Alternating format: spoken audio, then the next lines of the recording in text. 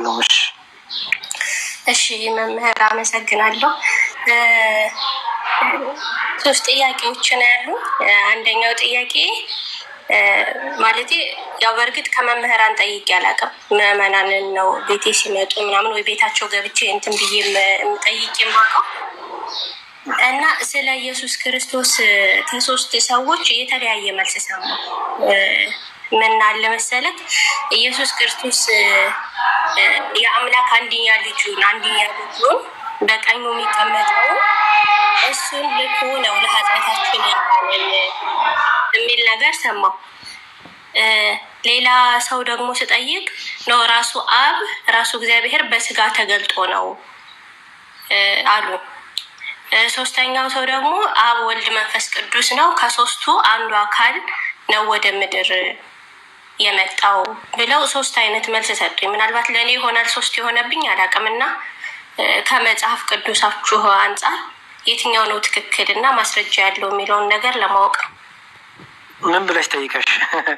መልሳቸውን እኮ የነገርሽን አንቺን ብለሽ እንደጠየቅሽው አልነገርሽንም።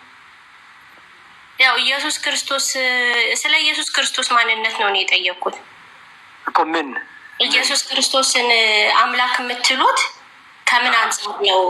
እና ደግሞ ኢየሱስ ክርስቶስ ራሱ እግዚአብሔር ነው ወይ ለኃጢአታችሁ የሞተላችሁ የሚል ጥያቄ ሳቀርብ ነው እንደዚህ አይነት መልስ የሰጡ። ኦኬ፣ ሁለቱ ጥያቄዎች ስለ ኃጢአታችን ቤዛነትና ኢየሱስ ክርስቶስ ማለት ሁለቱ ጥያቄዎች አይገናኙም። ለብቻ ለብቻ ናቸው ዲስከስ የሚደረጉት። ስለዚህ ለብቻ ለብቻ ግን እንመልስልሻለን። በመጽሐፍ ቅዱስ ደግሞ ማስረጃዎች ብታስደግፊልን ጥሩ ነበረ፣ ግን አይ ዶንት ቲንክ ብታስደግፊልን አልመሰለኝም። እኔ አላውቅም እኮ ያው እንደነገርኩህ ምዕመናን ናቸው መምህራን አይደሉም የመለሱልኝ። እውነት ለመናገር ግን ሶስቱም ስጠይቃቸው ስለ ኢየሱስ ክርስቶስ ሶስቱም በሶስት አይነት መንገድ ነው የነገሩኝ።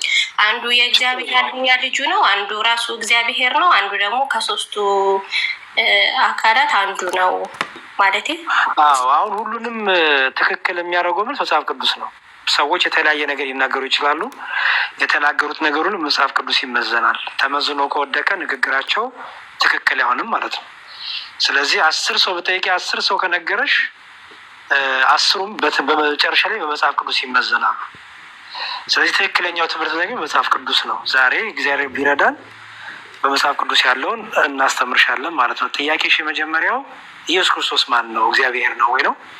ሁለተኛው ደግሞ ለኃጢአታችሁ እግዚአብሔር ሞተ ትላላችሁ እና እሱ ነው የሚለው ሰው። ሁለቱን እንመልስልሻለን፣ ችግር የለውም። እሺ ዲያቆን ክርስቶፎሮስ ለእርሶ ዕድል ልስጥዎት። እኔ ቅድም ብዙ ስላወራው ለእርሶ ዕድል ልስጥ።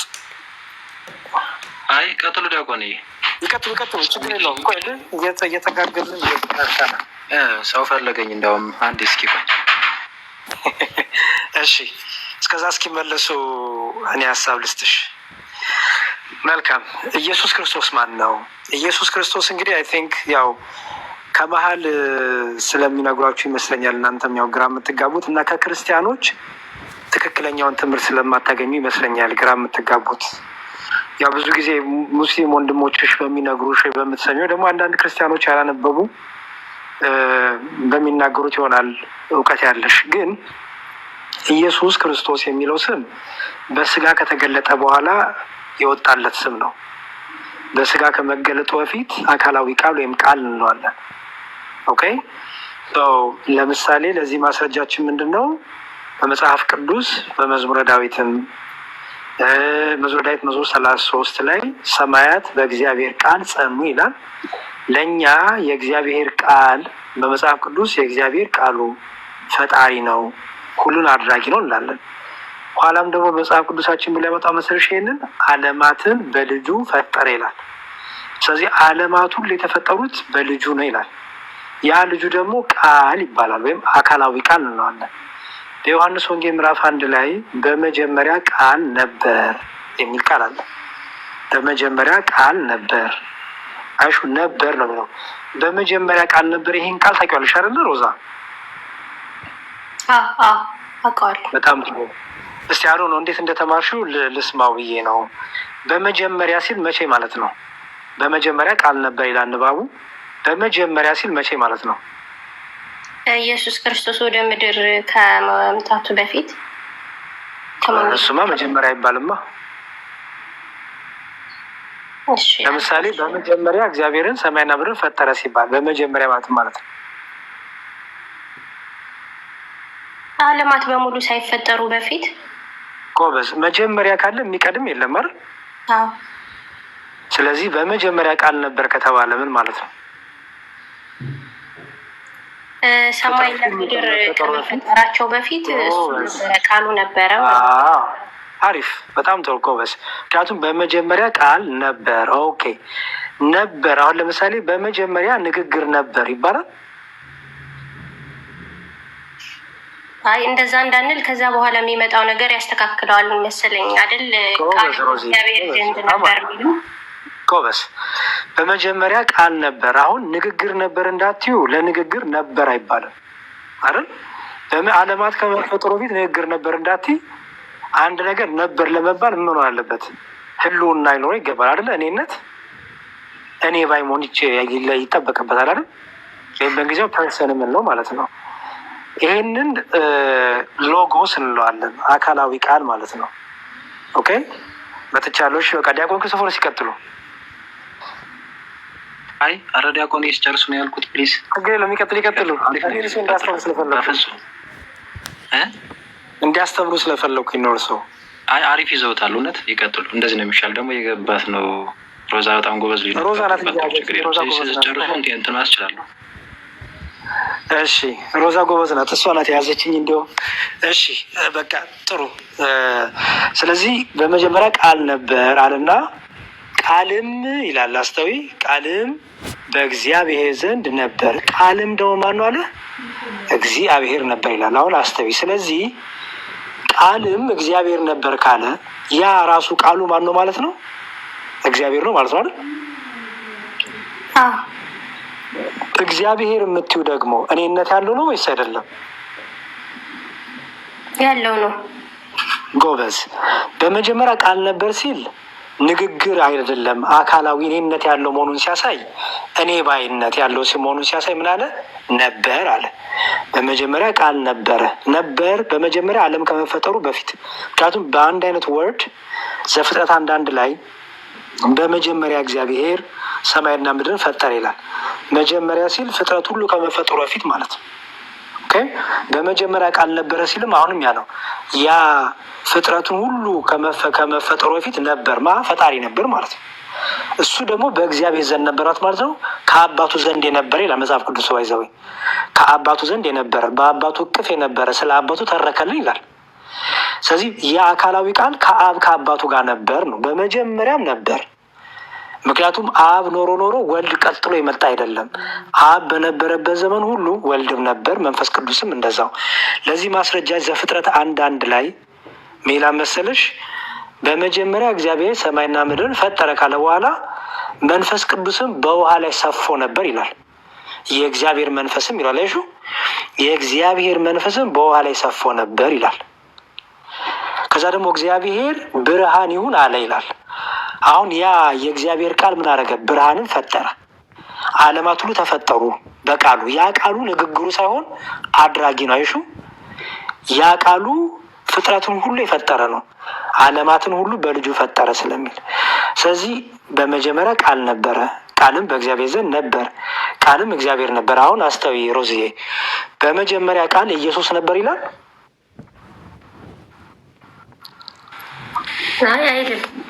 አይልም። ምክንያቱም ኢየሱስ የሚለው ስም በኋላ ነው የሚመጣው። በስጋ ከመገለጡ በፊት ኢየሱስ ተብሎ ስሙ አይጠራም። በስጋ ከተገለጠ በኋላ ግን እናቱ ድንግል ማርያም፣ መልአኩም፣ ዮሴፍም ሁሉ ኢየሱስ ክርስቶስ ስሙ ደግሞ ትርጉም አለው። በኋላ እመጣበታለሁ። ስለዚህ በመጀመሪያ ቃል በቃልም በእግዚአብሔር ዘንድ ቃልም ደግሞ ማነው አለ? እግዚአብሔር ነበር አለና ይህ በመጀመሪያው ነበር። እሺ ያለ እርሱ አንዳች እንኳን አልሆነም ይላል። እሺ ሁሉ በእርሱ ሆነ፣ ያለ እርሱ አንዳች እንኳን አልሆነም። ደግሞ ይላል መሰለሽ በዓለም ደግሞ ነበረ፣ ወደ ዓለምም ደግሞ ይመጣ ነበር ይላል። አሁን ለምሳሌ ሮዝዬ አንድ ነገር በዓለም ነበር የምትይው እኔነት ከሌለው ነበር ይባላል? አይ አይባልም እንደዛ። ጎበዝ። ወደ ዓለም ደግሞ ይመጣ ነበር አለና እውነተኛው ብርሃን ወደ ዓለም የሚመጣውን ልክ ዮሐንስ ወንጌል ምዕራፍ 1 ቁጥር 14 ላይ ብሎ ያስቀምጠዋል። ቃልም ስጋ ሆነ ይለዋል። አሹ ቃልም ምን ሆነ? ስጋ ሆነ። ያ እግዚአብሔር የተባለው ቃል ምን ሆነ ይላል? ስጋ ሆነ። ስለዚህ እኛ ምን እንላለን? እግዚአብሔር ሰው ሆነ እንላለን። እግዚአብሔር ራሱን በሶስት ነገር ገልጦልናል። የእግዚአብሔር መገለጥ እግዚአብሔር ራሱን በሶስት አካል ገልጦልናል ብለን እናምናለን። አብ፣ ወልድ፣ መንፈስ ቅዱስ።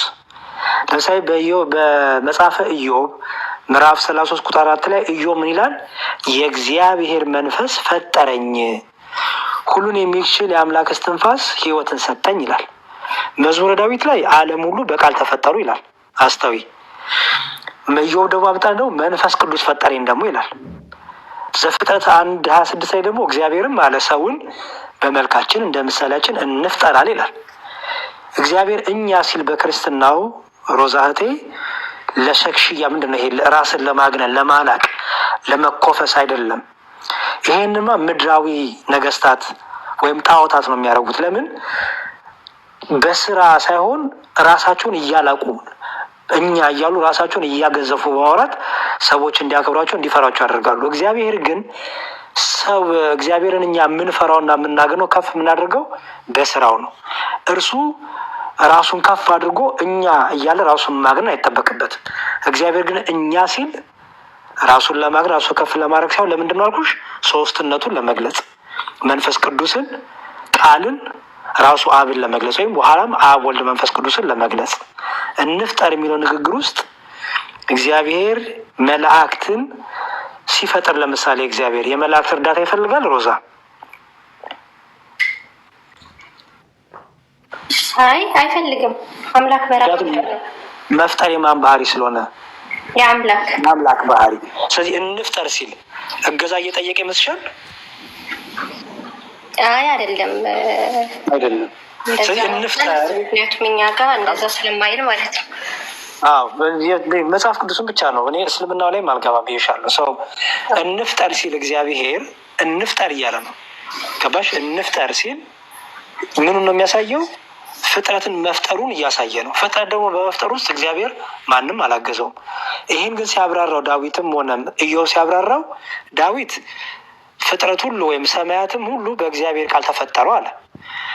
ሰራዊቶቻቸውም ሁሉ በአፉ እስትንፋስ በመንፈስ ቅዱስ ሕይወት አገኙ ይላል። ኢዮብ ደግሞ መጣና በእግዚአብሔር መንፈስ ተፈጠርኩ አለ። አይሽ? ስለዚህ መፍጠር የአብም የወልድም የመንፈስ ቅዱስ ስለሆነች ለአብም ለወልድም የመንፈስ ቅዱስ ትነገራለች ማለት ነው። ስለዚህ ወደ እንትኑ ስንመጣ ዮሐንስ ወንጌል ላይ ኢየሱስ ክርስቶስ ያ አካላዊ ቃል ከሶስቱ ቅዱስ አንዱ ቅዱስ ከሶስቱ አካል እናልናይሻውን ከሶስቱ አካል አንዱ አካል የትኛው አካላዊ ቃል ምን ሆነ? ሰው ሆነ። እግዚአብሔር ሰው ሆነ የምንለው የትኛው ነው ማለት ነው? ምክንያቱም እግዚአብሔርነት የአብም የወልድም የመንፈስ ቅዱስ ስለሆነ አንድ መለኮት አንድ አምላክ እንላለን፣ አንድ ፈጣሪ እንላለን። ግን ሰው ማን የሆነው ስንል አብ አይደለም ሰው የሆነው፣ መንፈስ ቅዱስም አይደለም ሰው የሆነው። ይልቁንም በተለየ አካሉ ቃል ምን ሆነ? ስጋ ሆነ። ያ በመጀመሪያ የነበረው ቃል ያ እግዚአብሔር የተባለው ቃል ምን ሆነ? ስጋ ሆነ ወይም ሰው ሆነ። ከኛ ጋራ በእኛ መሀል ሆነ። እግዚአብሔር ወይም አማኑኤል ከኛ ጋራ ሆነ። ከዛ በኋላ ኢየሱስ ክርስቶስ የሚለው ስም ደግሞ ኢየሱስ ማለት መድኃኒት፣ አዳኝ፣ ፈዋሽ ማለት ነው። ሉቃስ ወንጌል ምዕራፍ 2 ቁጥር 8 አንብበው ምን ይላል? መልአኩ ሲያበስራቸው ዛሬ በዳዊት ከተማ መድኃኒት የሆነ ኢየሱስ ይላል። አይሹ ተወልዶላቸው ይላል። ስለዚህ ኢየሱስ ማለት አዳኝ፣ ፈዋሽ፣ መድኃኒት፣ ህይወት ማለት ነው። ክርስቶስ ማለት ደግሞ መሲህ፣ ቅብ ማለት ነው። ኦኬ። ስለዚህ ኢየሱስ ክርስቶስ የሚለው ያ በምድር ደግሞ የማንነቱን የሚገልጠው ስም ነው ማለት ነው። እና ኢየሱስ ክርስቶስ እግዚአብሔር ነው ስንል እንዲያው ከብዙ በጥቂቱ እችን ብቻ ነው የሰጠው። አንድ ነገር ላሳይሽና ከዛ ሜቢ ክርስቶፎርስ የሚጨምሩ ካለ እንጨምራለን። ከተጨማሪ ደግሞ ያስፈልገኛ ካሽ ተጨማሪ ጥቅሶች ሰጥሻለሁ። አንድ ግን ወደ ሌላው ይቅርታ ስላቋረጥኩ አሁን የሰጡ ምሳሌ ላይ መንፈስ ቅዱስ ፈጠረኝ የሚለው ጋር በመንፈስ ቅዱስ ፈጠረኝ የሚለው ጋር ያው አብ ወልድ መንፈስ ቅዱስ መንፈስ ቅዱስ ፈጠረኝ አይደለም። አይ የእግዚአብሔር መንፈስ ፈጠረኝ ነው የሚለው። የእግዚአብሔር መንፈስ በመንፈስ ቅዱስ አይልም ሮዝዬ በሚለው ቆላሳይሽ እንዲሁም ጥቅሱን ልክፈትና ይኸው ምን ይላል መሰለሽ? እሺ መጽሐፈ ኢዮብ ያው ምዕራፍ 33 ቁጥር 4 ይኸው የእግዚአብሔር መንፈስ ፈጠረኝ ነው የሚላችሁ።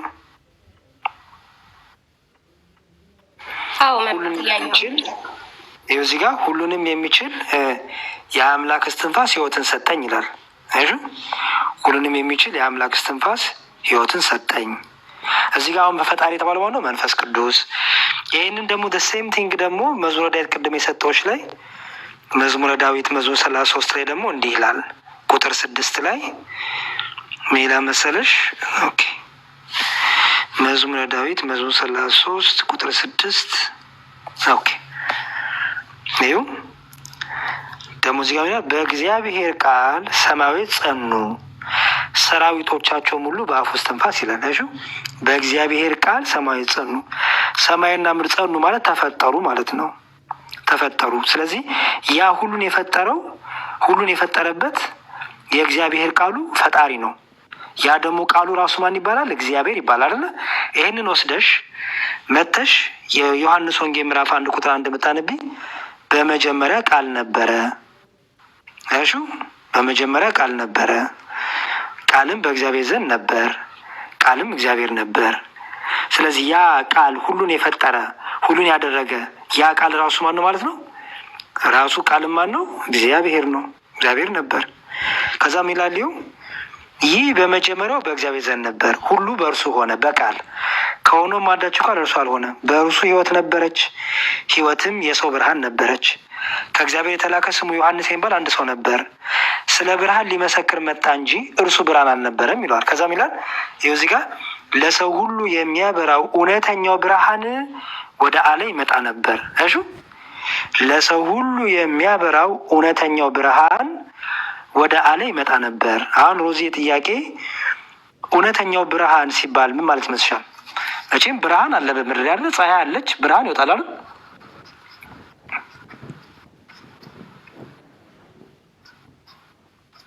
ሚዩት ነሽ ሮዚ? አዎ መምህር እየሰማሁ ነው። እሺ ለሰው ሁሉ የሚያበራው እውነተኛ ብርሃን ወደ ዓለም ይመጣ ነበር። አንድ ነገር ይመጣ ነበር የምትይው ሳይኖር ይመጣል እንዴ? የነበረ ነገር ነው ይመጣ ነበር የሚባለው። በጣም ጥሩ። ያ የሚመጣው ደግሞ ምን ተባለ? እውነተኛው ብርሃን ተባለ አይደል? እውነተኛው ብርሃን ደግሞ ለሁሉ ነው የሚያበራው ይላል። በዓለም ነበረ ደግሞ ይላል። ይኸው ከመምጣቱ በፊት በዓለም ነበረ ይላል። እንዴ ከመምጣቱ በፊት መምጣት ሳያስፈልገው በዓለም መኖር የሚችለው ማን ነው? አምላክ። አምላክ ይመጣል የተባሉ ኦልሬዲ በዓለም ነበረ ይላል። ዓለሙን ደግሞ በእርሱ ሆነ ይላል። አይሹ ዓለሙም ሁሉ በእርሱ ተፈጠረ፣ በእርሱ ሆነ። ዓለሙ ግን አላወቀውም። የእርሱ ወደሆኑት መጣ። አይሹ ከዛም ይላል ቃልም ስጋ ሆነ። አሁን ይሄ ቃል የተባለው ወደ ምድር ይመጣ የነበረው እውነተኛው ብርሃን ነው አይደለ? ስለዚህ ቃልም ስጋ ሆነ። ቃል ደግሞ ማን ነው ተብሏል? እዚህ ጋር ራሱ ማን ነው ይላል። ቃልም ማን ነው ይላል? ቃልም። ስለዚህ እግዚአብሔር ሰው ሆነ እንላለን ማለት ነው። ለምን እግዚአብሔር ስንል እኛ አብንም ወልድንም መንፈስ ቅዱስንም።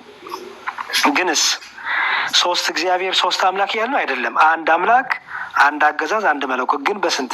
በሶስት አካል አብ፣ ወልድ፣ መንፈስ ቅዱስ። ታዲያ ሰው የሆነው ማን ነው ማለት ነው? ቃል። ያ ቃል ምን ነበር? ያ ቃል የነበረው ምን ሆነ ይላል? ሰው ሆነ ይላል። እሺ ሰው ሆነ። ስለዚህ ኢየሱስ ክርስቶስ ቃል ወይም አካላዊ ቃል ይባላል ማለት ነው። አሁን የኢየሱስ ክርስቶስን ማንነት ስለጠየቅሽኝ ነው። ኢየሱስ ክርስቶስ አንድ የተናገረው ነገር አለ። እሱ ለጠየቅሽና ወደ ክርስቶፎረስ ሄዳለሁ። እሺ ኢየሱስ ክርስቶስ ማን ነው ደግሞ ብሎ ለሚጠይቅ ሰው ደግሞ አንድ መልስ ደግሞ ላሳይሽ። ከዛ ክርስቶፎረስ ደግሞ ይጨምሩሻል። ከዛ ከኃጢአት ጋር ደግሞ ተያይዞ የጠየቅሽውን ደግሞ አብረን መልስልሻለን። እሺ እንዲህ ይላል ልጅ መጽሐፍ ቅዱሳችን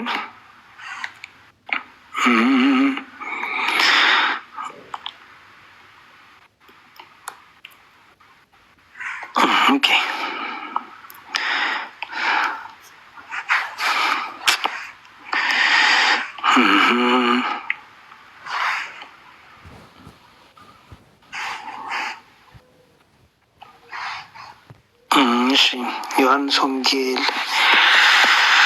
ዮሐንስ ወንጌል ምዕራፍ 3 ቁጥር 13 እንዲህ ይላል። ክርስቶስ ስለ ራሱ ሲናገር እንዲህ አለ፣ ከሰማይ ከወረደ በቀር ወደ ሰማይ የወጣ ማንም የለም፣ እርሱም በሰማይ የሚኖረው የሰው ልጅ ነው ይላል።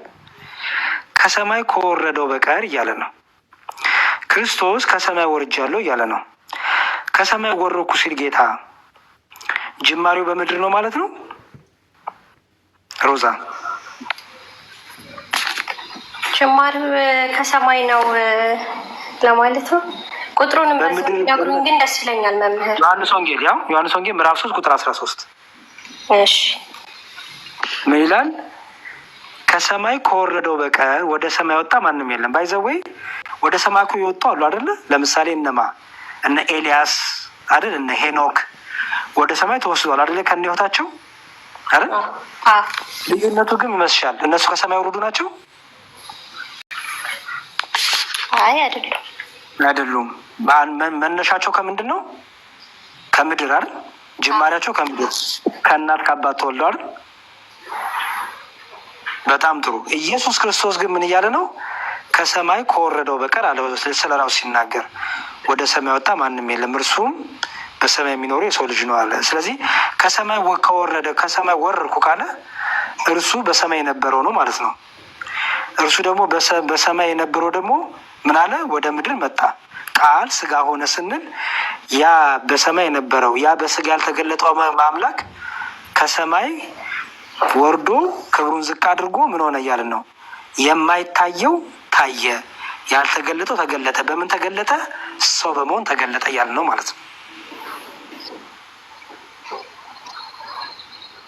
ኦኬ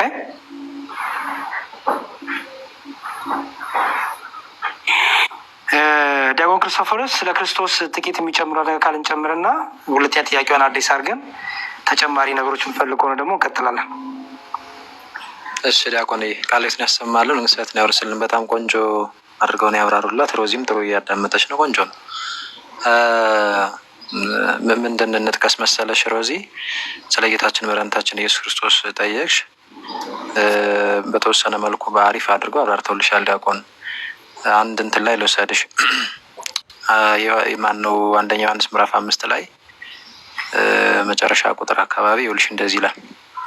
አንደኛ ዮሐንስ ምዕራፍ 5 ቁጥር 20 እስከ 21 ባለው ማለት ነው። የእግዚአብሔርም ልጅ እንደመጣ ማን ነው የመጣው ይላል ሮዚ? የእግዚአብሔር ልጅ የእግዚአብሔር ልጅ እንደመጣ እውነተኛም የሆነውን እናውቅ ዘንድ ልቦናን እንደሰጠን እናውቃለን ይልና እውነተኛም በሆነው በእርሱ አለን ይልና እርሱም ልጁ ኢየሱስ ክርስቶስ ነው። እርሱም ልጁ ማን ነው? ኢየሱስ ክርስቶስ ነው። ኢየሱስ ክርስቶስ የእግዚአብሔር ልጅ ነው እና እርሱ መጣ በስጋ ይላል። ከዛስ ምንድን ነው የሚለው? እርሱም እውነተኛ አምላክና የዘላለም ሕይወት ነው። ማንን ነው እዚህ ጋር እውነተኛ አምላክና የዘላለም ሕይወት ነው ያለው? ኢየሱስ ክርስቶስ እናለ ሮዚ በስጋ የመጣውን ወደ እኛ የመጣውን በስጋ እርሱን ሰው ሆኖ የተገለጠውን ማለት ነው። ቃል ስጋ ሆነ ቅድም ብሎ ዲያቆን ያሳዩሽን እርሱን ነው ኢየሱስ ክርስቶስ አማኑኤል የምንለው። ስለዚህ እርሱ መጣ፣ በስጋ መጣ። እርሱም ግን ልጁ ምንድን ነው አለ? ኢየሱስ ክርስቶስ ነው ካለ በኋላ እርሱም ማን? ኢየሱስ ክርስቶስ እውነተኛ አምላክና የዘላለም ሕይወት ነው። እውነተኛ አምላክ እርሱ ነው። እውነተኛ አምላክና የዘላለም ሕይወትንም የሚሰጥ እርሱ ነው ይላል። ግን ብቻውን ማለት ነው? ከአብ ተነጥሎ ከመንፈስ ቅዱስ ተነጥሎ ማለት ነው? አይደለም። ስጋ ሆኖ በመገለጥ ቃል ነው ስጋ የሆነው። ሞታችንን የሞተልን እና ሞታችንን ያጠፋልን እርሱ ነው። ማዳን ግን የአብ የወልድ የመንፈስ ቅዱስ ስልጣን ነው። ዮሐንስ ወንጌል ምዕራፍ 10 ቁጥር 30 ስትመለከች እኔና አብ አንድ ነን ይላል ራሱ ክርስቶስ ማለት ነው። ዮሐንስ ወንጌል ምዕራፍ 10 ቁጥር 30፣ ዮሐንስ ወንጌል ምዕራፍ 16 ቁጥር 15 ስትመለከች የኔ የሆነው ሁሉ የአብ ነው፣ የአብ የሆነው ሁሉ የኔ ነው ይላል። ስለዚህ እግዚአብሔር ስንል አብ፣ ወልድ፣ መንፈስ ቅዱስ ነው። ሶስት አካል አንድ መለኮት አንድ አምላክ ማለት ነው።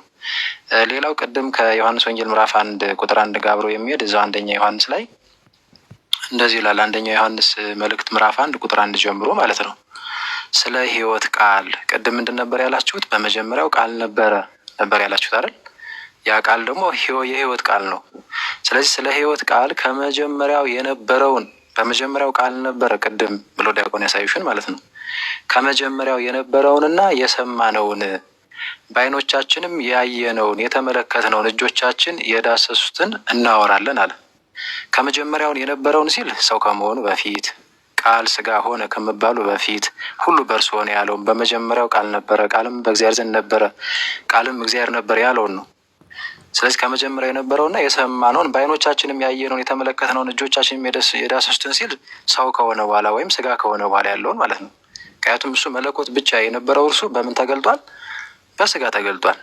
ስለዚህ አይተውታል፣ ዳሰውታል። ከዋለበት እየዋሉ ካደረበት እያደሩ የቃሉን ትምህርት እየሰሙ የእጁን ታምራት እያዩ ከእርሱ ጋር ነበሩ ሐዋርያት። ቅዱስ ዮሐንስ አንዱ ነው። ስለዚህ ቁጥር 2 ላይ ምን ይላል? ሕይወትም ተገለጠ አይተንማል እንመሰክራለናል። ምስክሮች ናቸው። ማን ተገልጧል? የሕይወት ቃል በምን? በስጋ። ስለዚህ ከአብ ዘንድ የነበረውንም ይላል። ይሄ ቃል በማን ዘንድ ነበር ያል? በእግዚአብሔር ዘንድ ማለት በአብ ዘንድ ነበረ እያለ ነው። ግን ደግሞ ቃል ደግሞ ራሱ እግዚአብሔር ነው፣ እኔና በአንድ ነን ስለሚል ማለት ነው።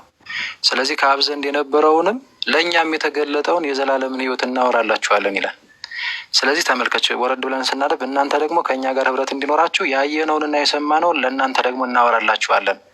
ህብረታችንም ከአባት ጋር ከአብ ጋር ማለት ነው፣ ከልጁም ከኢየሱስ ክርስቶስ ጋር ነው ይላል። ስለዚህ በተለየ አካሉ በመወለድ ግብሩ ሰው ሆኖ የተገለጠው ሞታችንን ሊሞትልን በትንሣኤውም ሊያረጋግጥልን ህይወትን ሊሰጠን ማለት የተገለጠው ማን ነው? የህይወት ቃል ነው። ቃል ይሄ ቃል ግን ራሱ ማን ነው? እግዚአብሔር ነው።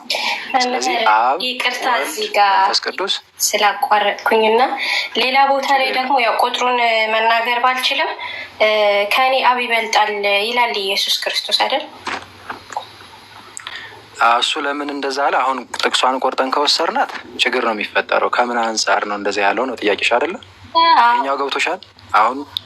አሁን አብ በተለየ አካሉ ሰው እንዳልሆነ፣ ወልድ ማን ነው መንፈስ ቅዱስ በተለየ አካሉ ሰው እንዳልሆነ፣ ይልቁንስ ሰው ሆኖ በስጋ የተገለጠው ቃል ወይም ወልድ እንደሆነ ገብቶሻል አይደል? እና እሱ አምላክ እንደሆነ ገብቶሻል? አዎ ያስረዳኸኝ ገብቶኛል አይደል? ጥሩሽ እንደዛ ከሆነ አሁን ዮሐንስ ወንጌል ቅድም ዲያቆን ይቅርታ፣ በጣም ይቅርታ ሮዚ። አሁን መጀመሪያ ችግር የለም ክርስቶስ ማን ነው የሚለውን እንጨርስ አይመስልሽም? ክርስቶስ ማን ነው የሚለውን ጨርሽ እና ከዛ በኋላ ደግሞ ታዲያ ክርስቶስ ለራሱ የተናገራቸው ነገሮች ታዲያ ክርስቶስ እንዲህ ከሆነ ቀጥሎ ደግሞ ለምሳሌ ከኔ ይበልጣል፣ አባቴ ልኮኛል፣ የኔ ሳይሆን ማለት ነው። እነዚህ በእናንተ የሚነሳው ሁሉ እናውቀዋለን። እነሱ ደግሞ ሁለተኛ እናነሳቸው። መጀመሪያውን ኢየሱስ ማን ነው የሚለውን ፎከስ አድርገህ ጨርሽና ከዛ በኋላ ደግሞ ቀጥሎ ደግሞ እሱንም እናነሳለን። ችግር የለውም። ዲያቆን ይቀጥሉ። ትክክል። እሺ። ስለዚህ ይችኛው አንተናነቷን እንጂ እዚህ ውስጥ ምላሽን ታገኛለሽ በዛው። ይሄኛው ቀድሞ ያለው ነገር ከገባሽ ለምንድን ነው እንደዛ ያለው የሚለው ነገር ቀላል ነው የሚሆነው። የት ላይ ልውሰድሽ መሰለሽ? ለምሳሌ ሮሜ ምዕራፍ 9 ቁጥር 5 ላይ ሄደን እንየው። ሮሜ ምዕራፍ 9 ቁጥር 5 ላይ እንዲህ ነው የሚለው፣ አባቶችም ለእነርሱ ናቸውና ከእነርሱም ክርስቶስ በስጋ መጣ ይላል። ከአባቶች ማን መጣ? ክርስቶስ በስጋ መጣ። እርሱም ከሁሉ በላይ ሆኖ ለዘላለም የተባረከ ምንድን ነው? አምላክ ነው። ቅድም እውነተኛ አምላክ ነው፣ በስጋ የተገለጠ አምላክ፣ የዘላለም ሕይወትን የሚሰጥ ነው የሚለው ነገር ተመለከትን። እዚህ ክፍል ላይ ደግሞ ምን ይላል? ክርስቶስ በስጋ እንደመጣና እርሱ ግን ክርስቶስ ከሁሉ በላይ ሆኖ ለዘላለም የተባረከ አምላክ እንደሆነ ተናገረ። ስለዚህ ፍጹም አምላክ እንደሆነ መመልከት ያስፈልጋል። እንግዲህ በስጋ መጣሚ ሲል ፍጹም ሰው መሆኑን፣ አምላክነቱን ደግሞ ሲናገር አምላክ መሆኑን ነው። አስቀድሞ አምላክ ብቻ ነበረ፣ መለኮት ብቻ ነበረ። ግን ስለኛ መዳን ስላለም መዳን ግን ሰው ሆነዋል። ይህንን ፊልጵስዩስ ምዕራፍ 2 ላይ መመልከት እንችላለን። እህታችን ፊልጵስዩስ ምዕራፍ 2 ከቁጥር 6 አካባቢ ጀምሮ አንድ ለውጣና ላንብበው። እሺ ፊልጵስዩስ ምዕራፍ 2 ከ6 እስከ 8 እርሱም በእግዚአብሔር መልክ ሲኖር ሳለ ማን? ክርስቶስ። ቁጥር 5 ጀምሮ ላንብበው። በክርስቶስ ኢየሱስ የነበረ ይህ ሀሳብ በእናንተ ዘንድ ደግሞ ይሁን ይላል። ከዛ እርሱ ይላል ማን? ክርስቶስ በእግዚአብሔር መልክ ሲኖር ሳለ አለ። ከባሕርይ አባቱ ከአብ ከባሕርይ ከመንፈስ ቅዱስ ጋር አንድ ነበር። እርሱ ቀድሞ ስጋ ከመሆኑ በፊት ሰው ከሆነም በኋላም አንድ ነው። ግን እዛው ይፈተዋል። የሚገርምሽ ይናገረዋል። ለምንድን ነው እንደዚህ የሚለው? ሰው ሆኖ ሲገለጥ ዝቅ አድርገን እንዳንወስደው ነው። ፍጡር የሆነ በቃ ወይም ደግሞ ሰው ብቻ የሆነ አድርገን እንዳንወስደው ማለት ነው። ስለዚህ እርሱ በእግዚአብሔር መልክ ሲኖር ሳላል እና ከእግዚአብሔር ጋር መተካከልን መቀማት እንደሚገባ ነገር አልቆጠረውም። ነገር ግን የባሪያን መልክ ይዞ በሰው ምሳሌ ሆኖ ራሱን ባዶ አደረገ። በምስሉም እንደ ሰው ተገኝቶ ራሱን አዋረደ። ለሞትም ይኸው የመስቀል ሞት እንኳን የታዘዘ ሆናል። እርሱ እግዚአብሔር ነው። እርሱ አምላክ ነው። ከባሕርይ አባቱ ከአብ ከባሕርይ ሕይወት ከመንፈስ ቅዱስ ጋር የተካከለ ነው። ነገር ግን ያንን መተካከልን አንድ መሆንን እንደ መቀማት ሳይቆጥር በፈቃዱ ዝቅ ብሎ መጥቶ ምን ሆነ? ሰው ሆነ። ወዶ ፈቅዶ እኛን ወዶ ሊያድነን ማለት ነው። ግን እርሱ ምንድን ነው? አምላክ ነው። ስለዚህ አምላክ ምን ሆነ? ሰው ሆነ። ስለማን ነው የሚናገረው? ስለ ኢየሱስ ክርስቶስ ማለት ነው። ስለ ቃል ቅድም ዲያቆን የሚያሳዩሽ እንደዚሁ ምን የጠቀስኩልሽ። ስለዚህ እርሱ ሰው የሆነ አምላክ ነው። ማን? ክርስቶስ ማለት ነው። ስለዚህ ክርስቶስ፣ ኢየሱስ፣ አማኑኤል፣ መድኃኒዓለም ስንል ሰው የሆነ አምላክ እያለ ነው። አምላክ ብቻ ወይም ሰው ብቻ እያልን አይደለም። ሰው ከሆነ በኋላ ኢየሱስ ክርስቶስ እንደዚህ እንላለን። ስለዚህ ሰው የሆነ አምላክ እያልን ነው። እሱን መያዝ ያስፈልጋል። ግን እርሱ ምንድን ነው? አስቀድሞም ዓለማትን የፈጠረ ነው። ደግሞም እኛን ለማዳን በስጋ የመጣ የተገለጠ ነው። ዕብራውያን ምዕራፍ 1 ላይ ቁጥር 2 እስከ 3 ያለውን መመልከት እንችላለን። እሺ ዕብራውያን ምዕራፍ 1 ፈትኜብሽ ይሆን ሮዚ? ጥቅሶችን ይዘሻቸዋል ሮዚ? አዎ መምህር እያዳመጥኩኝ ነው። እሺ ዕብራውያን ምዕራፍ 1 ከቁጥር 1 ጀምሮ እስከ 3 ያለውን ለምሳሌ ብንመለከት እንደዚህ ይላል።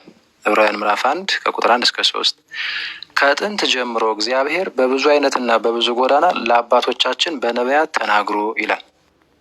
ከጥንት ጀምሮ እግዚአብሔር በብዙ አይነትና በብዙ ጎዳና በእነማን ሲናገር ነበረ ሮዚ? በነቢያት አይደል?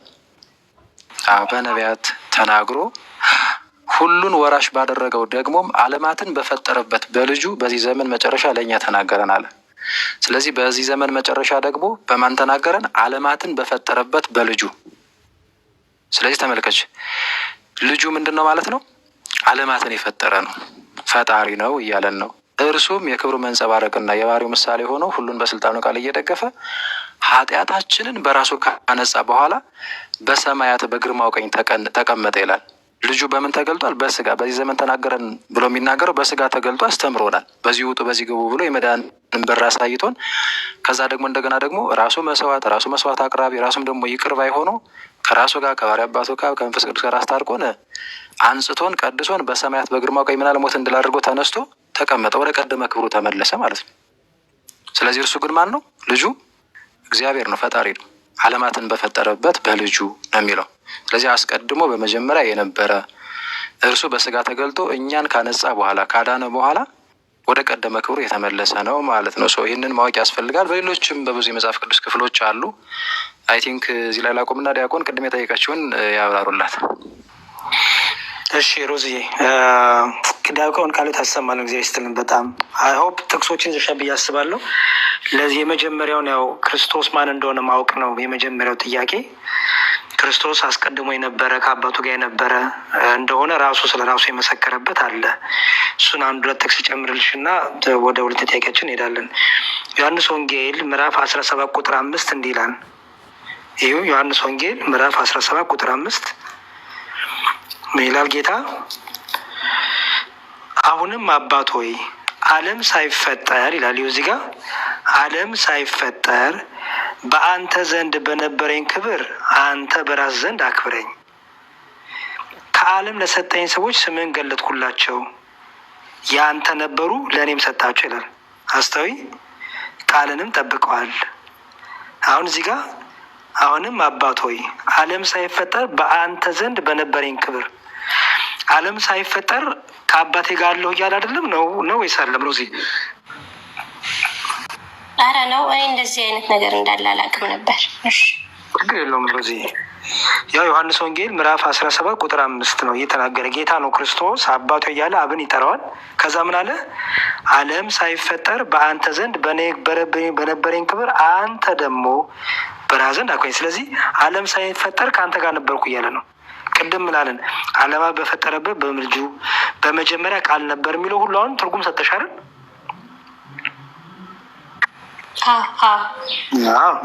አንድ የመጨረሻ ልስጥሽ። ብዙ ጊዜ አይ ቲንክ ብዙ ሙስሊሞች የሚያውቁት ዮሐንስ ወንጌል ምዕራፍ 1 ቁጥር 1 ነው ቃል የሚለውን ዮሐንስ ራእይ ላይ ተቀምጧል። ይሄ ዮሐንስ ራእይ 19 ላይ ዮሐንስ ራእይ ምዕራፍ 19 ቁጥር ያዥ ጥቅስ ዮሐንስ ራእይ ምዕራፍ 19 ቁጥር 13 ይኸው ምን ይላል? በደም የተረጨ ልብስ ተጎናጽፏል ይላል። በደም የተረጨ ልብስ ተጎናጽፏል፣ ስሙም ማን ይላል? የእግዚአብሔር ቃል ተብሏል ይላል። እሺ በደም የተረጨ ልብስ ተጎናጽፏል። ያ በዕለተ ቀራንዮ መገረፉን በደም መልበሱን ይህን ሁሉ ትንቢት የያዘ ሆኖ ስሙ ግን ማንተው? ያ በደም ጨርቅ የተጎናጸፈው በደም የታጠበው ስሙ ማን ነው አለ? ስሙ ማን ነው? የእግዚአብሔር ቃል። ታዲያ ይሄ የእግዚአብሔር ንግግር ማለት ነው። ምክንያቱም ስሙ የተባለው በደም ተጎናጽፎ የተባለው ክርስቶስ ነው አይደል? እኔነት ያለው አይደል?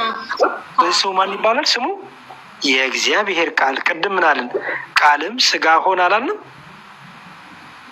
አየሽ፣ ያ ቃል ደግሞ እግዚአብሔር ነው አላለም? ስጋ ደግሞ ስለሆነ ምን ሆነ? በስጋ ተያዘ።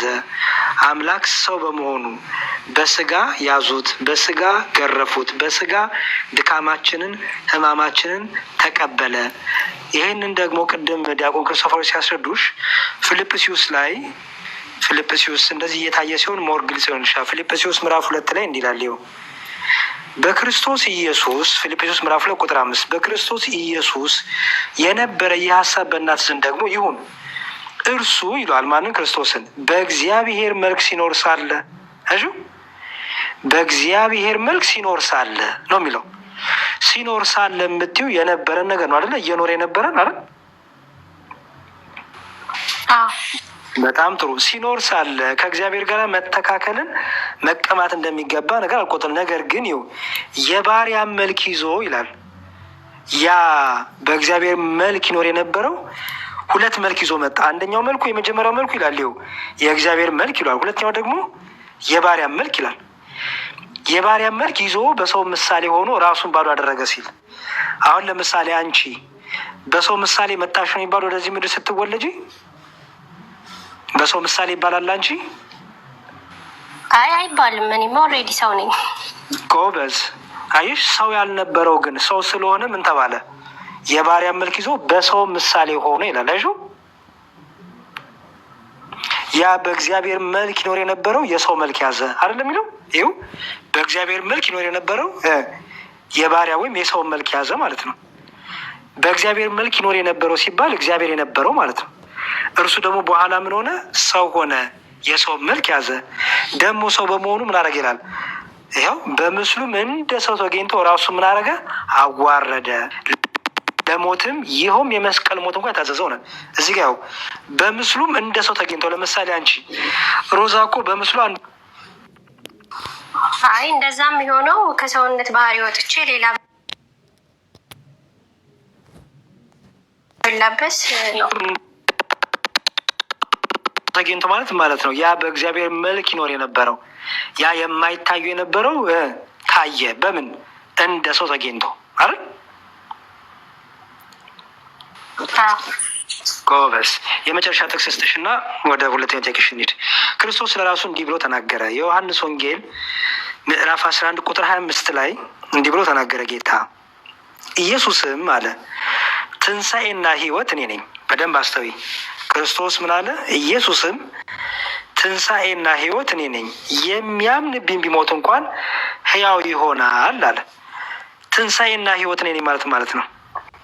አሁን ለምሳሌ አንድ ነቢይ ወይም ሰው ብቻ የሆነ ኦኬ፣ የምታውቂያቸው በእስልምናው የምታውቂያቸው ነቢያት ሁሉ ነቢዩ መሐመድንም ጨምሮ እኔ ትንሣኤና ሕይወት ነኝ፣ የሚያምንብኝ ቢሞት እንኳን ሕያው ይሆናል ማለት ይችላሉ? ነቢያቶች ይህን ንግግር መናገር ይችላሉ? እኔ እያሉ እኔ ትንሣኤ ሕይወት እኔ ነኝ ማለት ይችላሉ? አይ ትንሣኤንም ህይወትንም ሰጪው አምላክ ብቻ ነው። ነቢያቶች እንደዛ ጎበዝ። ትንሣኤና ህይወት እኔ ነኝ ካለ ትንሣኤ እያለ ያለው ከሞት በኋላ ነው አይደል? አዎ። ህይወት ደግሞ ከሞት በኋላ የሚገኘው ህይወት ነው አይደል? አዎ። ስለዚህ ትንሣኤና ህይወት እኔ ነኝ። ከዛም ይላል የሚያምንብኝ ቢሞት እንኳን ህያው ይሆናል ሲል ምን እያለ ነው? እኔ የዘላለም ህይወት ነኝ እያለ አይደለ ጌታ?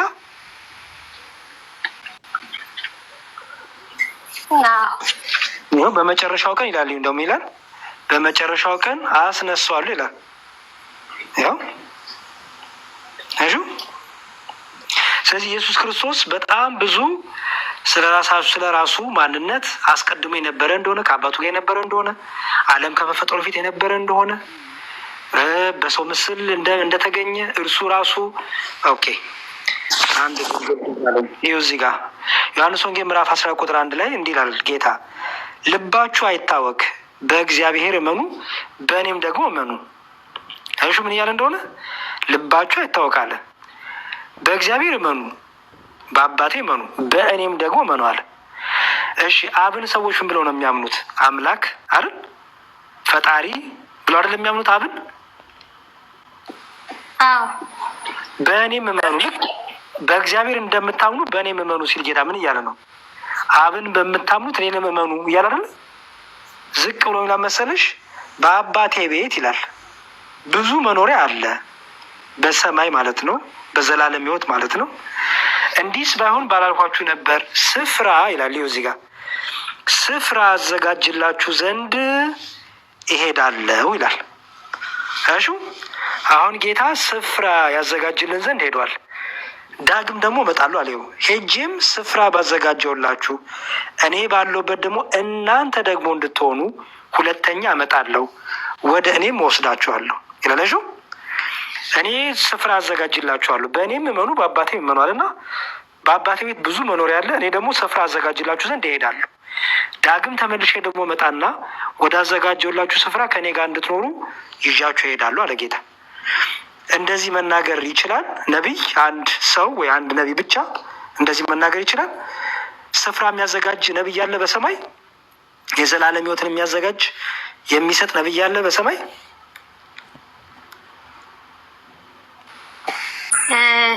የለም መምህር። ግን ይህን ሁሉ ኢየሱስ ክርስቶስ በራሱ ኃይል ነው ማለት ያለ ሚላ መሰልሽ ነው ባዘጋጀውላችሁ እኔ ባለሁበት እናንተ ደግሞ እንድትሆኑ ሁለተኛ እመጣለሁ፣ ወደ እኔም ወስዳችኋለሁ አለ። ይኸው እሺ ሌላ ብዙ አሉ። ባይዘወይ እንዳናበዛብሽ ብለን ነው እንጂ ብዙ አሉ። በቃ ጥያቄሽን ደግሞ ሁለተኛው ጥያቄሽን እንሂድና አይ ቲንክ ርዕሱን ወደ ጎን አድርጓት። ሮማ እየታያችሁ አይደለም አንዳንድ ሰዎች ጥቅሶቹ። ሁለተኛ ያነሳሽውን እንሂድ ወይስ መሀል ላይ ቅድም ከኔ አብ ይበልጣል እኔ አባቴን ነው የምነግራችሁ ከራሴ አንዳች አልናገር የሚሉትን እንፍታልሽ ምን ማለቱ እንደሆነ ወይስ ከኃጢአት ጋር አያያዝሽ ጠየቅሽን እንመልስልሽ? አይ በዛው ይሄንን መልሱልኝና ወደ ኃጢአቱ ይሄዳሉ። እሺ ክርስቶፈር ሲቀጥሉ በቃ አንድ ይቅርታ ዲያቆን እንዳይዘጋ በጣም ይቅርታ። ሩሃማ አለሽ ድምፅ አሰሚ። ለዛ ነው ኮሜንት የከፈትኩት ለትንሽ ደቂቃ። ኦኬ ሩሃማ ድምፅ አሰሚ።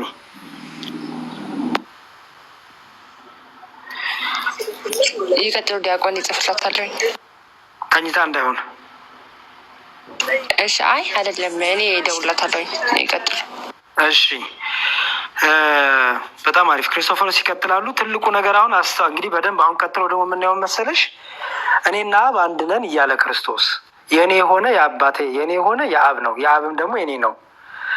እኔና አብ አንድ ነን፣ በእኔም እመኑ በአባቴም እመኑ። እኔ የእግዚአብሔር ልጅ ነኝ፣ እኔ ሕይወት ነኝ፣ በእኔ የሚያምን ቢኖር አይሞትም ብሎ የተናገረ ደግሞ ጌታ ክርስቶስ እኔና አብ አንድ ነን ያለ ጌታ ክርስቶስ ኋላ ደግሞ ከኔ አብ ይበልጣል ሲምን ማለት ነው። ምክንያቱም ሁለቱንም ማየት አለብሽ። አይሾ አይደለ ሮዛ ሕይወት ነኝ አለ፣ ሕይወት እሰጣለሁ ያለ፣ የዘላለም ሕይወት ነኝ አለ፣ ኃጢአትን ይቅር እላለሁ ያለ፣ የዘላለም ሕይወት እሰጣችኋለሁ ያለ፣ እኔና አብ አንድ ነን ያለ፣ መልሶ ደግሞ ከኔ አብ ይበልጣል ሲል ምን ማለት ነው? ሁለቱም ክፍል በደንብ ሊታይ ሊተረጎም ይገባ ማለት ነው። ጌታ ምን እያለ ነው? የሚለውን በደንብ አስተውለሽ ደግሞ ቀጥሎ ያለውን ደግሞ እናያለን። ዲያቆን ይቀጥሉ ክርስቶፎረስ። እሺ ዲያቆን ቃልዎትን ያሰማልን፣ እንክሳትን ያወርስልን። ቀደም ዲያቆን እንዳልሆነ ሮዝዬ ስለ ጌታችን መድኃኒታችን ኢየሱስ ክርስቶስ በጣም ብዙ የምንጠቅሳቸው መጽሐፍ ቅዱሳዊ ጥቅሶች አሉ። ኢብን ከሌሎችም መልእክታቶች ማለት ነው። ግን ያው ሁሉንም ነገር በአንዴ ስለማይቻል ቢያንስ የተወሰነ አስረጅ የሆኑ ነገሮች እንደ ሳምፕል ካነሳን፣ ሌሎቹ ደግሞ በሂደት እንግዲህ ከበረታሽ የምደርሽባቸው ይሆናል። ሌላ ጊዜም ወይ ብቅ እያልሽ ስትጠይቂ እንደዛ የምናስረዳሽ ይሆናል። ቅድም በመሀል ላይ ያነሳሽውን እሱን ምንድን ነው እንግዲህ መጽሐፍ ቅዱስ አውድ አለው። አሁን ቅድም ዲያቆን መጀመሪያ ጠቅሰውት እንደነበረው በአባቴ እመኑ በእኔም እመኑ ብሎ ከተናገረው ክፍል ይጀምራል። ዮሐንስ ወንጌል ምዕራፍ 14 አንቺ ዮሐንስ ወንጌል ምዕራፍ 14 ቁጥር 27 ወይም 28 አካባቢ ያለውን የጠቀሽው። ስለዛ አስቀድሞ በነገራችን ላይ ዮሐንስ ወንጌል ምዕራፍ 13ን ብትመለከቱት እዛ ክፍል ላይ ሐዋርያቱ መምህርና ጌታ ብለው እንደሚጠሩት እሱም እውነትም አዎ ጌታ እንደሆነ አዎ ጌታ ነው ብሎ ይነግራቸዋል። እናንተ ትሉኛላችሁ እውነት ነው ይላቸዋል። ከዛ በኋላ ግን ስለኛ ነፍሱን አሳልፎ እንደሚሰጥ በፈቃዱ እንደሚሞት ማለትም በስጋ እንደሚለያቸው ሞቶ ተነስቶ እንደሚያደርግ እንደዛ አይነት ሀሳብ ያለው ነገር ሲነግራቸው ብቸኝነት ተሰማቸው። ለምን አልጸኑም ነበርና ነው። እና ወደ አብ በመሄዴማ ደስ ባላችሁ፣ አሁን በእኔ የምመኑ በአባቴ የምመኑ እኔና በአንድ ነን ነው። ስለዚህ በስጋ ስለተለያችሁ ስለምንለያችሁ አንዴ እሺ፣ በስጋ ስለምንለያችሁ እኔ ከእናንተ ጋር አይደለሁም ማለት ነው። ይቅርታ ማለት አይደለም ነው። እሱ ሀሳቡ እንደዛ ነው የሚያንሸራሽረው። ዮሐንስ ወንጌል ምዕራፍ 13 ከቁጥር በትንሹ ከቁጥር 36 ጀምሮ እስከ 38 የመጨረሻው ቁጥር ድረስ መመልከት ይቻላል። ስለዚህ ወደ አብ እሄዳለሁ ሲላቸው በጣም ተረበሹ እና ሀሳቡ ይሄ ነው። ፍሎውን ጠብቆ ነው የሚሄደው። ከዛ ከኔ አብ ይበልጣል እና ወደ አብ በመሄዴ ደስ ባላችሁ እያላቸው ይመጣና እዛው ዮሐንስ ወንጌል ምዕራፍ 14 ላይ በጣም ባጭሩ ለማየት ያህል አውዱ እንግዲህ በደንብ መታየት አለበት፣ ግን ባጭር ለማስረዳት ነው የምሞክረው። ቁጥር 9 ላይ ማነው ቁጥር 8 ላይ ዮሐንስ ወንጌል ምዕራፍ 14 ቁጥር 8 ላይ ፊልጶስ ምን ይላል? ጌታ ሆይ አብን አሳየና ይበቃናል አሉ። ክርስቶስ ከላይ ምን ብሏል? በአባቴ እመኑ በእኔም እመኑ ብሏል። እና ፊልጶስ ከዚህ ለየት ያለ ሀሳብ አቀረበ። አብን አሳየና ይበቃናል። ከዛ ክርስቶስ ሲመልስ አንተ ፊልጶስ ይህን ያህል ዘመን ከእናንተ ጋር ስኖር አታውቀኝምን? እኔን ያየ አብን አይቷል፣ እንዴት አንተ አብን አሳየን ትላለህ? ይለዋል። አሁን እኔ አብ ነኝ እያለ አይደለም፣ ግን እኔና አብ አንድ ነን ነው። አብ የሚሰራው ነው እኔ የምሰራው። ኦኬ፣ አብ ወልድ መንፈስ ቅዱስ አንድ አምላክ እንደሆነ እየተናገረ ነው። ፊልጶስ ግን እንደዛ አልነበረም ጥያቄው። ኦኬ፣ እንደዛ አልነበረም ጥያቄው። እና አብን አሳየን እና ይበቃናል ምን እንደማለት ነው? የፊልጶስ እንትን ልክ ስላልጸና በቃ አብን ለይቶ አምላክ የማድረግና ኢየሱስ ክርስቶስን በስጋ ስለተገለጠ የለም እንትን ማለት። ከዛ ግን ክርስቶስ ምን ይላል? አይ እኔን ያየ እኮ አብን አይቷል። ይቀጥልና እኔ በአብ እንዳለው አብን በእኔ እንዳለ አታምንም? ምን ይለዋል?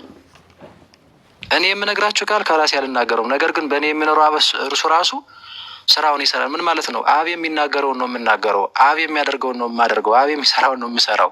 እኔና በአንድ ነን ማለቱ ነው። ከዛስ እኔ በአብ እንዳለው አብን በእኔ እንዳለ መኑኝ፣ ባይሆንስ ስለ ስራው መኑኝ ይላል። በስጋ ተገልጬ የምሰራው ስራ የአባቴን ስራ ነው የምሰራው። ኦኬ፣ አብ አምላክ እንደሆነ እኔም አምላክ ነኝና ነው። ግን ሁለት አምላክ ሶስት አምላክ አንልም፣ ምክንያቱም አንድ ስለሆኑ ማለት ሶስቱም አካላት አንድ መለኮት ስለሆነ። ስለዛ እንደዚህ እያላቸው እውነት እውነት እላቸዋለሁ በእኔ የሚያምን እኔ የማደርገውን ስራ እርሱ ደግሞ ያደርጋል ማለት እርሱ ኃይልና ብርታት ሆናቸው ሰዎች ድንቅ ነገር እንደሚያደርጉ ይናገርና እኔ በአብ እንዳለው አብም ስለ ወልድ እንዲከብር በስሜ ስለምትን ሁሉ አደርገዋለሁ ይልና ማናቸውም ነገር በስሜ ብትለምኑ እኔ አደርገዋለሁ አለ። በቃ ለምን እሱ በስጋ ቢገለጥም ግን ምንድን ነው እሱ ከአብ ጋር የተካከለ አንድ የሆነ አምላክ ስለሆነ ማለት ነው። ስለዚህ በስጋ ስለተገለጠ ክርስቶስ ዝቅ አድርጎ የሚወስድ ያ አካል ተሳስቷል። በእናንተ በዚያን ቀን ታውቃላችሁ ትእዛዜ በእርሱ ዘንድ ያለችው የሚጠብቃትም የሚወደኝ እርሱ ነው። ትእዛዜ እያለ ማለት ነው። አባቴ ይወደዋል እኔም እወደዋለሁ። ለምን አንድ ናቸው። ስለዚህ እያለ ይናገርና ከታች ኢየሱስ መለሰ አለው። ኦኬ ይቅርታ ቆይ ወረድ ብዬ ልየው። እሺ እኔ ሄዳለሁ ይላቸዋል። እንዴት ነው የሚሄደው? ከላይ ዮሐንስ ወንጌል ምዕራፍ 13 ጀምሮ ስትመለከቱ ቅድም የጠቀሱት ጥቅስ ላይ 36 ጀምሮ እንደሚሞትና እንደሚነሳ እንደውም ጴጥሮስ ራሱ ዶሮ ሳይጮህ እንደሚክደው ሶስቴ ዶሮ ሳይጮህ ሶስቴ እንደሚክደው ሁሉ ሲናገር ነው። ያኔ ነው መነሻ የሚያደርገው ብያቸዋለሁኝ። እና እኔ ሄዳለሁ ሲላቸው ያው ሞቼ ተነስቼ አድርጋለሁ እያላቸው ነው። ከላይ ነግሯቸዋል። ስለዚህ ወደ እናንተም እመጣለሁ እንዳልኋችሁ ሰማችሁ አለ ማለት ከሄደም በኋላ ሄዶ አይቀርም፣ ይመጣል። ዳግመኛ ይመጣና ዓለምን የሚያሳልፈው ፈርዶ እሱ ነው። ነው በቶሎ እመጣለሁ ለእያንዳንዱም እንደ ስራው መጠን እከፍል ዘንድ ዋጋዬ ከኔ ጋር አለ ነው የሚለው ራዕየ ዮሐንስ ምዕራፍ 22 ቁጥር 12 ላይ። ስለዚህ እሄዳለሁ ግን ደግሞ እመጣና ወስዳችኋለሁ ነው። ስለዛ ለፍርድ ዳግመኛ ይመጣል፣ ሞቶ ተነስቶ ያደርግና አድኖን፣ ለፍርድ ግን ዳግመኛ እንደሚመጣ ሲነግራቸው እና ትንሽ ተረበሹ። ቅድም እንዳልኩት ማለት ነው መነሻው ላይ በስጋ ሊለያቸው ነው፣ አልጸኑም ገና ክርስቶስ ሞቶ እስከሚነሳና መንፈስ ቅዱስ እስከሚላክላቸው ድረስ በነገራችን ላይ ሐዋርያት አልጸኑም ነበረ። ይሄ በብዙ ቦታ ላይ እናገኛለን። ከዛ በኋላ ነው አንገታቸውን የሰጡት ለወንጌል። ክርስቶስ ሞቶ ከተካዩት ከተነስቶ ካዩት በኋላ በተዘጋ ቤት እየገባ ሰላም ለእናንተ ይሁን ሲላቸው በመንገድ ሲሄዱ እየተገለጠላቸው 40 ቀን ሙሉ እየታያቸው በኋላም ደግሞ በ50ኛው ቀን መንፈስ ቅዱስን ሲልክላቸው ያኔ በጣም ጠንካሮች ሆኑ፣ ጽኑዋን ሆኑ። ምንም ነገር ቢመጣ የማይበገሩ ሆኑ። ፊት ለፊት ወጥተው ምንም አይነት ጦር ጎራዴ ሳይዙ ነው ወንጌልን ይዘው ይልቁንስ እየታረዱ እየሞቱ ወንጌልን የሰበኩት ማለት ነው። ሶ ከመጽናታቸው በፊት ግን የተወሰነ የእምነት እንትን ይከፈልባቸው ነበር እና ያው ተረብሸው ነበርና የምትወዱኝስ ብትሆኑ ከኔ ይበልጣልና ወደ አብ በመሄዴ ደስ ባላችሁ ነበር አለ። አሁን ለምንድን ነው እንደዚህ ያለው? ቅድም እኔና አብ አንድ ነን ብሏል። እርሱ አምላክ እንደሆነ የእሱ ክብር የእሱ መተካከል ከአብና ከመንፈስ ቅዱስ ጋር አንድ እንደሆነ ምናምን ስናይ ነበር። ለምንድን ነው አሁን እንደዚህ ያለው? አሁን ቅድም ሮዚ አስተዊ ሰው የሆነው በተለየ አካሉ ማን ነው ብለናል? አብ ነው? ወልድ ነው ወይስ መንፈስ ቅዱስ ነው? ሮዚ ይችን መልሽልኝ።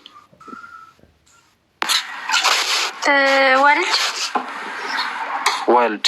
ስለዚህ ይሄ ወልድ ማን ነው? አሁን እዚህ ጋር እዚህ ክፍል ላይ ሐዋርያትን የሚነግራቸው የሚያስተምራቸው ኢየሱስ አይደለ? ከላይ ስለምኑ ነግሯቸዋል? እንደሚሞት አይደል? እና ጴጥሮስ ሳይቀር እንዲያውም 3 እንደሚክደው አይደለ? ከዛ ግን ሞቶ እንደማይቀር እንደሚነሳና ወደ አብ ሄዶ ከዛ ደግሞ ጊዜው ሲደርስ ሰዓቱ ሲደርስ እኛ እናውቀውም እሱ ያውቀዋል መጥቶ እንደሚወስደን ሲናገር ነው። እዛ ጋር ነው አሁን ስለ ሞቱ ሲናገር አየሽ እንትን አሉ ትንሽ ስላልጸኑ ልቦናቸው ተከፈለባቸው። የተናገረው ስለማረጉ ስለመሄዱ ልነግርሽ ነው። ሁሉንም ተናግሯል እዚህ ጋር። ስለዚህ አሁን ልነግርሽ ያሰብኩት ፖይንት እንደምን መሰለሽ? ይኸውልሽ በተለየ አካሉ አብ ሰው አልሆነም፣ በተለየ አካሉ መንፈስ ቅዱስም ሰው አልሆነም ብለናል። ሰው የሆነው ወልድ ነው። እዚህ ጋር የሚናገረው ኢየሱስ ነው። ስለዚህ ሰው እንደመሆኑ ሰው የሆነበት ምክንያት ምንድን ነው? የእኛን ሞት ሊሞትልን ነው። ስለዚህ ሰው ሆኖ ተገልጧልና እሱ ሞትን ይቀምሳል። አይሽ ይገረፋል፣ ስለኛ ማለት ነው። ወዶ ፈቅዶ ነው እሱ ነው የሚያደርገው። ስለኛ በስጋ ሰው ሆኖ ተገልጦ የለ። ስለዚህ ስለኛ ይገረፋል፣ ይሰቀላል፣ ይሞታል፣ ሞትን ይቀምሳል። የማይሞተው ይሞታል ሰው ስለሆነ ማለት ነው። አብ ግን ይሞታል እንዴ? ሰው ስላልሆነ አይሞትም። መንፈስ ቅዱስም ሰው ስላልሆነ አይሞትም። ክርስቶስ ግን በስጋ ስለተገለጠ ያ ቃል ቅድም የነገርንሽ የእግዚአብሔር ልጅ በስጋ ስለተገለጠ እሱ ሞትን ይቀምሳልና ስለ ሞቱ የተናገረው ነው። አየሽው? የእኛን መከራ የእኛን ሞት እሱ ስለኛ ኃጢአት እንደሚሞት መናገር ነው። ስለዚህ ከዚህ አንጻር የተናገረው ነው፣ ሌላ ምንም ነገር አይደለም። ባጭሩ ገብቶሽ ይሆን ወይስ ምጣነሽዋለ? ዲያቆን ይጨምሩላት። አንድ ስልክም እየገባ ስለሆነ ትርጓሜውን ላሳየትሽ። እሺ ቃሎት ያሰማልን ዲያቆን ክርስቶፈርስ። ሮዚዬ መጽሐፋችን ትርጓሜያችን እንደሚል ላሳይሽ። ይህንን ክፍል ሲፈታው እዚህ ጋር ይታይሻል ብዬ አስባለሁ። ኦኬ፣ ይሄ የዮሐንስ ወንጌል ትርጓሜያችን ነው። የዮሐንስ ወንጌል ትርጉም። እሺ፣ የቤተክርስቲያን አባቶቻችን እናንተ ተፍሲር እንደምትሉት ማለት ነው። እኛም ደግሞ አሉን ኮመንተሪዎች አሉን፣ የራሳችን የሆኑ መጽሐፍ ቅዱስ ማብራሪያዎች አሉን። ክርስቲያኖች ይህን ክፍል እንዴት ይረዱታል ብለን ይኸው ዮሐንስ ወንጌል የእያንዳንዱ የአራቱም ወንጌላን ትርጓሜ አለን። እንግዲህ አሁን አንቺ የፈለግሽው ዮሐንስ ወንጌል ምዕራፍ 14 ቁጥር 28 ባይዘው ይሄ ቃል 10:29 ላይ ማለ አሳይሻለሁ ማለት እንደሆነ። እንግዲህ ክርስቶስ እንዲህ አለ። ምን ይላል? ከኔ አብ ይበልጣልና። አይሹ እዚህ ጋር ከኔ አብ ይበልጣልና ቁጥር 28 ምን ማለቱ ነው ሲል ጌታችን እኔና አብ አንድ ነን ካለ በኋላ እንዴት ከኔ አብ ይበልጣል ይላል የሚለው ጥያቄ ብዙ ጊዜ ይነሳል። ቅድም እንዳልኩሽ ምክንያቱም እዚሁ ክፍል ላይ ነው እኔና አብ አንድ ነን የሚለው። መልሶ ደግሞ ከኔ አብ ይበልጣል ይላል። ታዲያ ምን ማለት ነው? በአዲስ ኪዳን ይህን የመሰሉ ብዙ ቃላት እናገኛለን። መጽሐፍ ቅዱስ ይህን ቃል ሲያገኙ አንባቢያን በማስተዋልና በትዕግስት ማንበብ ይጠበቅባቸዋል። ተርጓሚያን መምህራንም መጠየቅ ያስፈልጋል። መምህራን ሳይጠየቁ በድፍረት መተርጎም ግን ወደ ስህተት ገደል ይወስዳልና እንጠንቀቅ ይልና ምን ይላል? ከኔ አብ ይበልጣል ለምን አለ ሲባል ይህ አብ በአምላክነቱ ከወልድ አይበልጥም፣ ወልድም በአምላክነቱ ከአብ አያንስም። በአብና በወልድ መካከል መበላለጥ የለም። ጌታችን ከኔ ይበልጣል ማለቱ አብ ዝቅተኛ ክብር ባለውና ደካማ በሆነው ስጋ አለመገለጡን ለመናገር ነው ይላል። አይሹ በስጋ የተገለጠው ሰው የሆነው ማን ነው? ወልድ ነው። ስለዚህ አብ አይደለም የተገለጠው። ምክንያቱም እኔ ምን አለው ፊልጶስ? አብን አሳየንና ይበቃናል አለው። ትዝ ይልሽ እንደሆነ እዚሁ ክፍል ላይ አብን አሳየንና ይበቃናል ሲለው አንተ ፊልጶስ እኔን ያየ እኮ አብን ያየ፣ እኔና አብ እኮ አንድ ነን አለው። አየሽ? ምክንያቱም ፊልጶስ ጥያቄው በቃ አብን ካየን ይበቃናል። በክርስቶስ አምላክነት ገና እነሱ እያመኑ ገና በትምህርት ላይ ናቸው። ስለዚህ ክርስቶስ ከኔ አይበልጣ ሲል ማለት ነው አብ አይደለም በስጋ የተገለጥኩት እኔ የአብ ልጅ ሆንኩ እኔ ነኝ። ስለዚህ ከኔ አይበልጣ ሲል ክርስቶስ ደካማ በሆነው በሰው ስጋ መገለጡ፣ ምክንያቱም የሰው ስጋ ደካማ ነውና በሰው ስጋ መገለጡን ለማሳየት ከኔ አብ ይበልጣል አለ። አብ ዝቅተኛ ክብር ባለውና ደካማ በሆነው ስጋ አለመገለጡን ለማሳወቅ ነው። የፍጡራን ክብር ዝቅተኛ ነው። አብ በፍጡራን ባህሪ አልተገለጠም። በፍጡራን ባህሪ አልተገለጠም ማለት የሰውን ስጋ አልለበሰም ወይም ሰው አልሆነም ማለት ነው። አብ እንደ ወልድ በአይሁድ አልተደበደበም፣ ምራቅ አልተተፋበትም፣ አልተሰቀለም፣ አልተቸነከረም፣ አልሞተም። በአጠቃላይ ወልድ የተቀበለውን መከራ አብ አልተቀበለም፣ እንደ ወልድ አልተሰቃየም። ስለሆነ አብ ይበልጠኛል አለ። አይሁድ እንደኔ ሊይዙት አይችሉም ሲል ነው። አንድም ደግሞ ይላለሹ አብን አሳየንና ይበቃናል ሲሉት አብ ወልድ ምን አለ? ከኔ አይበልጣ ሲል ሁለተኛው ደግሞ ትርጉም ምንድን ነው? አይሁድ እንደኔ ሊይዙት አይችሉም። ምክንያቱም እሞታለሁ፣ እሰቀላለሁ፣ እሄዳለሁ፣ እሞታለሁ፣ እነሳለሁ፣ እሄዳለሁ፣ ተመልሼ የሚመጣለሁ የሚለውን ንግግር ከነገራቸው በኋላ ነው። ስለዚህ አንድም ደግሞ ምን እያለ ነው? አይሁድ እንደኔ አብን ሊይዙት አይችሉም ሲል ነው። ወልድ ግን ቀዳማዊ ሰማያዊ አምላክ ቢሆንም የሰውን ስጋ በመልበሱ ትሁት ተባለ። ትሁት ተባለ። ማቴዎስ ወንጌል ምዕራፍ 11 ቁጥር 9 እንዲህ ይላል፣ እኔ የዋህ በልቤም ትሁት ነኝና እንዲል ይርና እዚህ ጋር እሺ፣ የሰው ልጆች የሚቀበሉትን መከራ ሁሉ በፍቃዱ ተቀበለ። ሰው በመሆኑ ሰዎች በሚቆሙበት በጲላጦስ አደባባይ ለፍርድ ቆመ። ተሰቅሎ እንዲሞትም ተፈረደበት። አይሁድም ልብሱን ገፈው በሕዝብ ፊት አዋረዱት። ከሌቦችና ከወንበዶች ጋርም ተሰቀሉት። ይህን ሁሉ መከራ ስለሚሸከም አብ ይበልጠኛል አለ።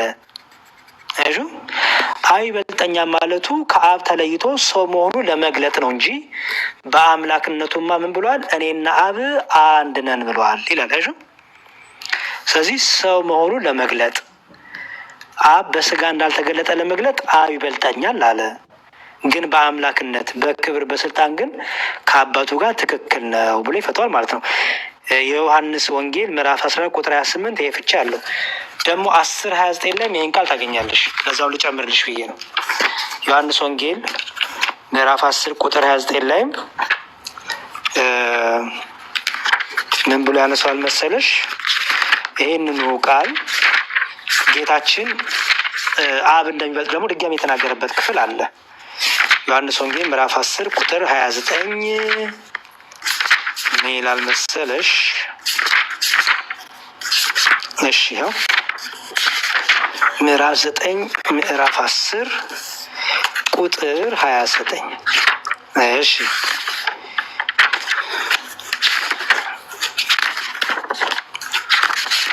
መልካም። ይኸው ምዕራፍ 10 እሺ ምዕራፍ 10 ቁጥር 29 ላይ ሁሉንም በየክፍሉ ስለሚፈታልሽ ቁጥር 29 ላይ ምን ብሎ ያመጣልሻል መሰለሽ? ይኸው ቁጥር 29 እሺ 28 29 የሰጠኝ አባቴ ከሁሉ ይበልጣል ደግሞ የሚል ቃል አለ። ይኸው የሰጠኝ አባቴ ከሁሉ ይበልጣል። በጎች የወልድ ብቻ አይደሉም የአብም ናቸውና በኢየሱስ ክርስቶስ የሚያምኑት ምዕመናን የእግዚአብሔር አብም ገንዘቦች ወይም ፍጥረቶች መሆናቸውን ለመግለጽ ነው። ወልድ ተቀባይ ሆኖ መግለጹ ግን ስጋ መልበሱን ለማመልከት ነው ይላል። የሰጠኝ አባቴ ከሁሉ ይበልጣል ማለቱ በአምላክነትና በክብር ይበልጠኛል እኔ አንሳለሁ ማለቱ ሳይሆን የሰጠኝ አባቴ ሲል በበግ የተመሰሉ ክርስቲያኖች የዳኑት ማለት ናቸው። እነዚህ ገንዘብ የኔም ብቻ አይደሉም የአባቴም ናቸው ሲል፣ ሁለተኛ ደግሞ እርሱ በስጋ አልተገለጠም፣ አብ በስጋ አልተገለጠም፣ በስጋ የተገለጥኩት እኔ ነኝ፣ ሰው የሆንኩት እኔ ነኝ ሲል ምን አለ? ከእኔ አብ ይበልጣል፣ የሰጠኝ አባቴ ከሁሉ ይበልጣል አለ ብሎ ይህን ፍቺ አስቀምጥሻል። ስለዚህ በመጽሐፍ ቅዱሳችን እነዚህ ቃላቶች በዚህ ሁሉ ፍቺ ውስጥ ይተረጎማሉ ማለት ነው። ሮዛ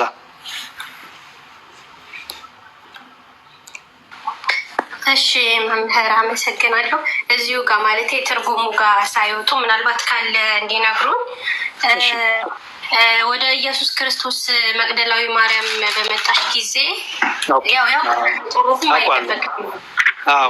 ወደ አምላካችን ወደ አባታችሁ ወደ አባቴና ወደ አባታችሁ ወደ አባታችሁ አላረኩም። በጣም አሪፍ ላሳይሽ፣ ችግር የለውም። ጥሩ ጥያቄ ጠየቅሽኝ። እሺ ይቅርታ ዲያቆን ድምፅ ላሰማ አስም ያው ስለሆነ እሺ ቃልትን ያሰማለን። ዲያቆን ቀሲስ ይፍቱን ይባርኳል። ሰው ከስሬ ስለነበረ ነው እየሰማሁ ነው። አልተኛውም። ችግር የለውም። ወይ ቀሲስ ይቅርታ፣ በጣም ቀሲስ ይፍቱን ይባርኩን። እንኳን በሰላም መጡ። በጣም ይቅርታ፣ ማንበቡ ላይ ብቻ ተመሰጥኩና ቀረው።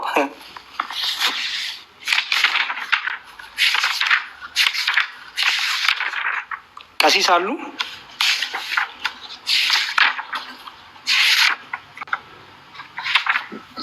ማይመች ቦታ ሊሆኑ ይችላሉ። ቀሲስ ቡራኬ ደረሰን።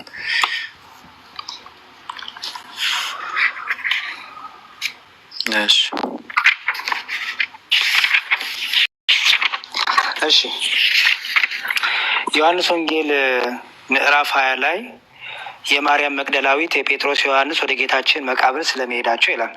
ኦኬ እሱ ዮሐንስ ወንጌል ምዕራፍ 20 ላይ ነው የምታገኘው። እሺ ቃሉን ያው ትርጉሙ የዮሐንስ ወንጌል ምዕራፍ 20 ይይዝልሻል። ከዛ በኋላ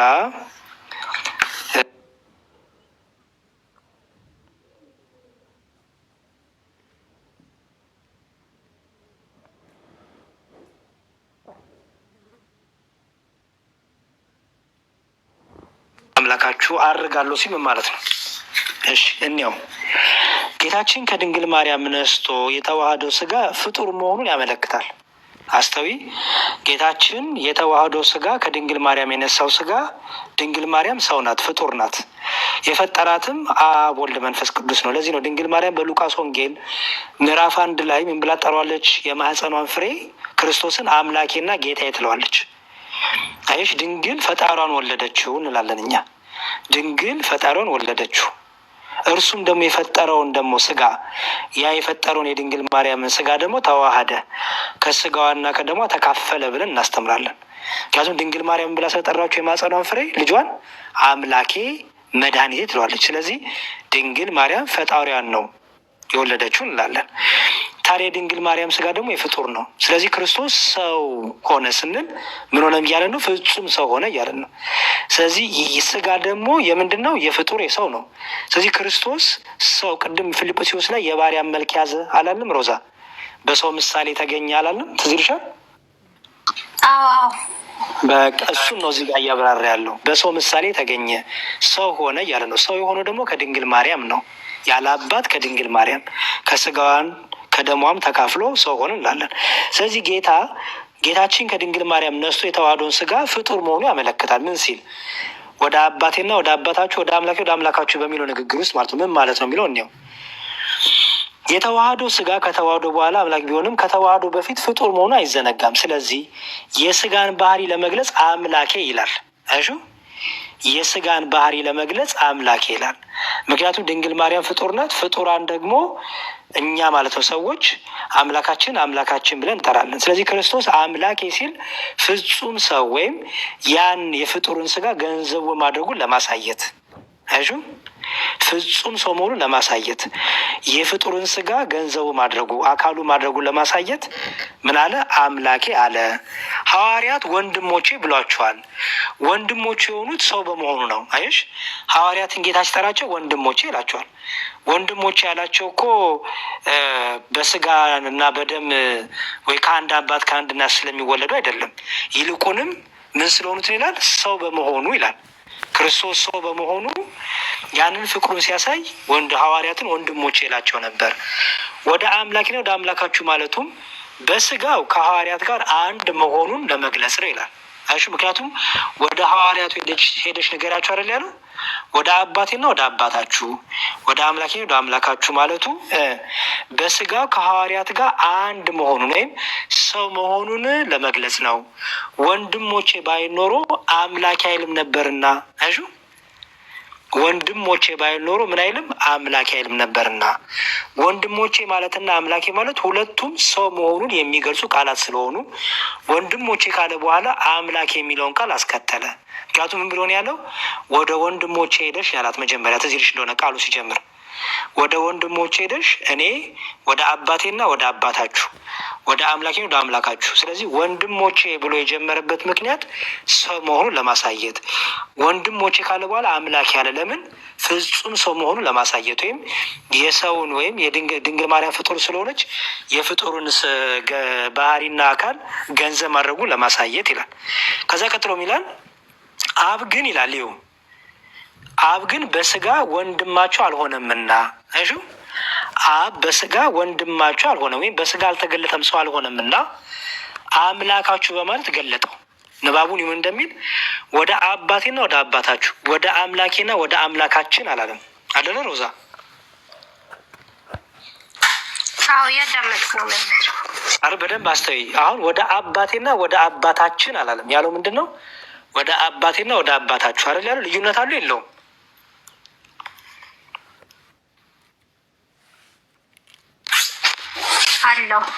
አለው። ክርስቶስ አባቴ ሲል አብን የባህሪ አባቱ ነው። አብ ደግሞ ለእኛ አባታችን ሆነ በጸጋ ነው። አየሽ፣ አብ የወልድ አባት ነው። ወልድ ደግሞ የአብ ልጁ ነው። ስለዚህ አብ ልጄ ይለዋል ማንን? ወልድን። ወልድ ደግሞ አብን አባቴ ይለዋል። ይሄ የባህሪ እንለዋለን። ወደ እኛ ግን ሲመጣ ግን አባታችሁ የተባለው አሁን አባቴና አባታችን ቢል ኖሮ አንድ ይመስል ነበር አይደል? አንድ ይሆን ነበር። ለይቶ ግን ምን አለ? አባቴና አባታችሁ አለ። አባቴ ማለቱ አብ የባህሪ አባቱ እንደው ለማሳየት፣ አባታችሁ ማለቱ ግን አብ ለእኛ የጸጋ አባታችን ነው። ለዚህም ነው እኛ ስንጮህ አባ አባ እያለን የምንጠራው። ለምን? የጸጋ ልጅነት ተሰጥቶናልና። ከዛ አምላኬና አምላካችሁን አለ። ይሻል አምላኬና አምላካችን አላልክ? አባቴና አባታችሁን ብሎ እንደለየው እዚህ ጋር አምላኬና አምላካችን አላለም። አምላኬና አምላካችሁ። አይሽ አምላኬ ሲል ምንድን ነው አለሽ ቅድም? ወንድሞቼና አምላኬ ሲል ፍጹም ሰው መሆኑን ለማሳየት፣ የፍጡሩን ስጋ ገንዘብ ለማድረጉ ለማሳየት።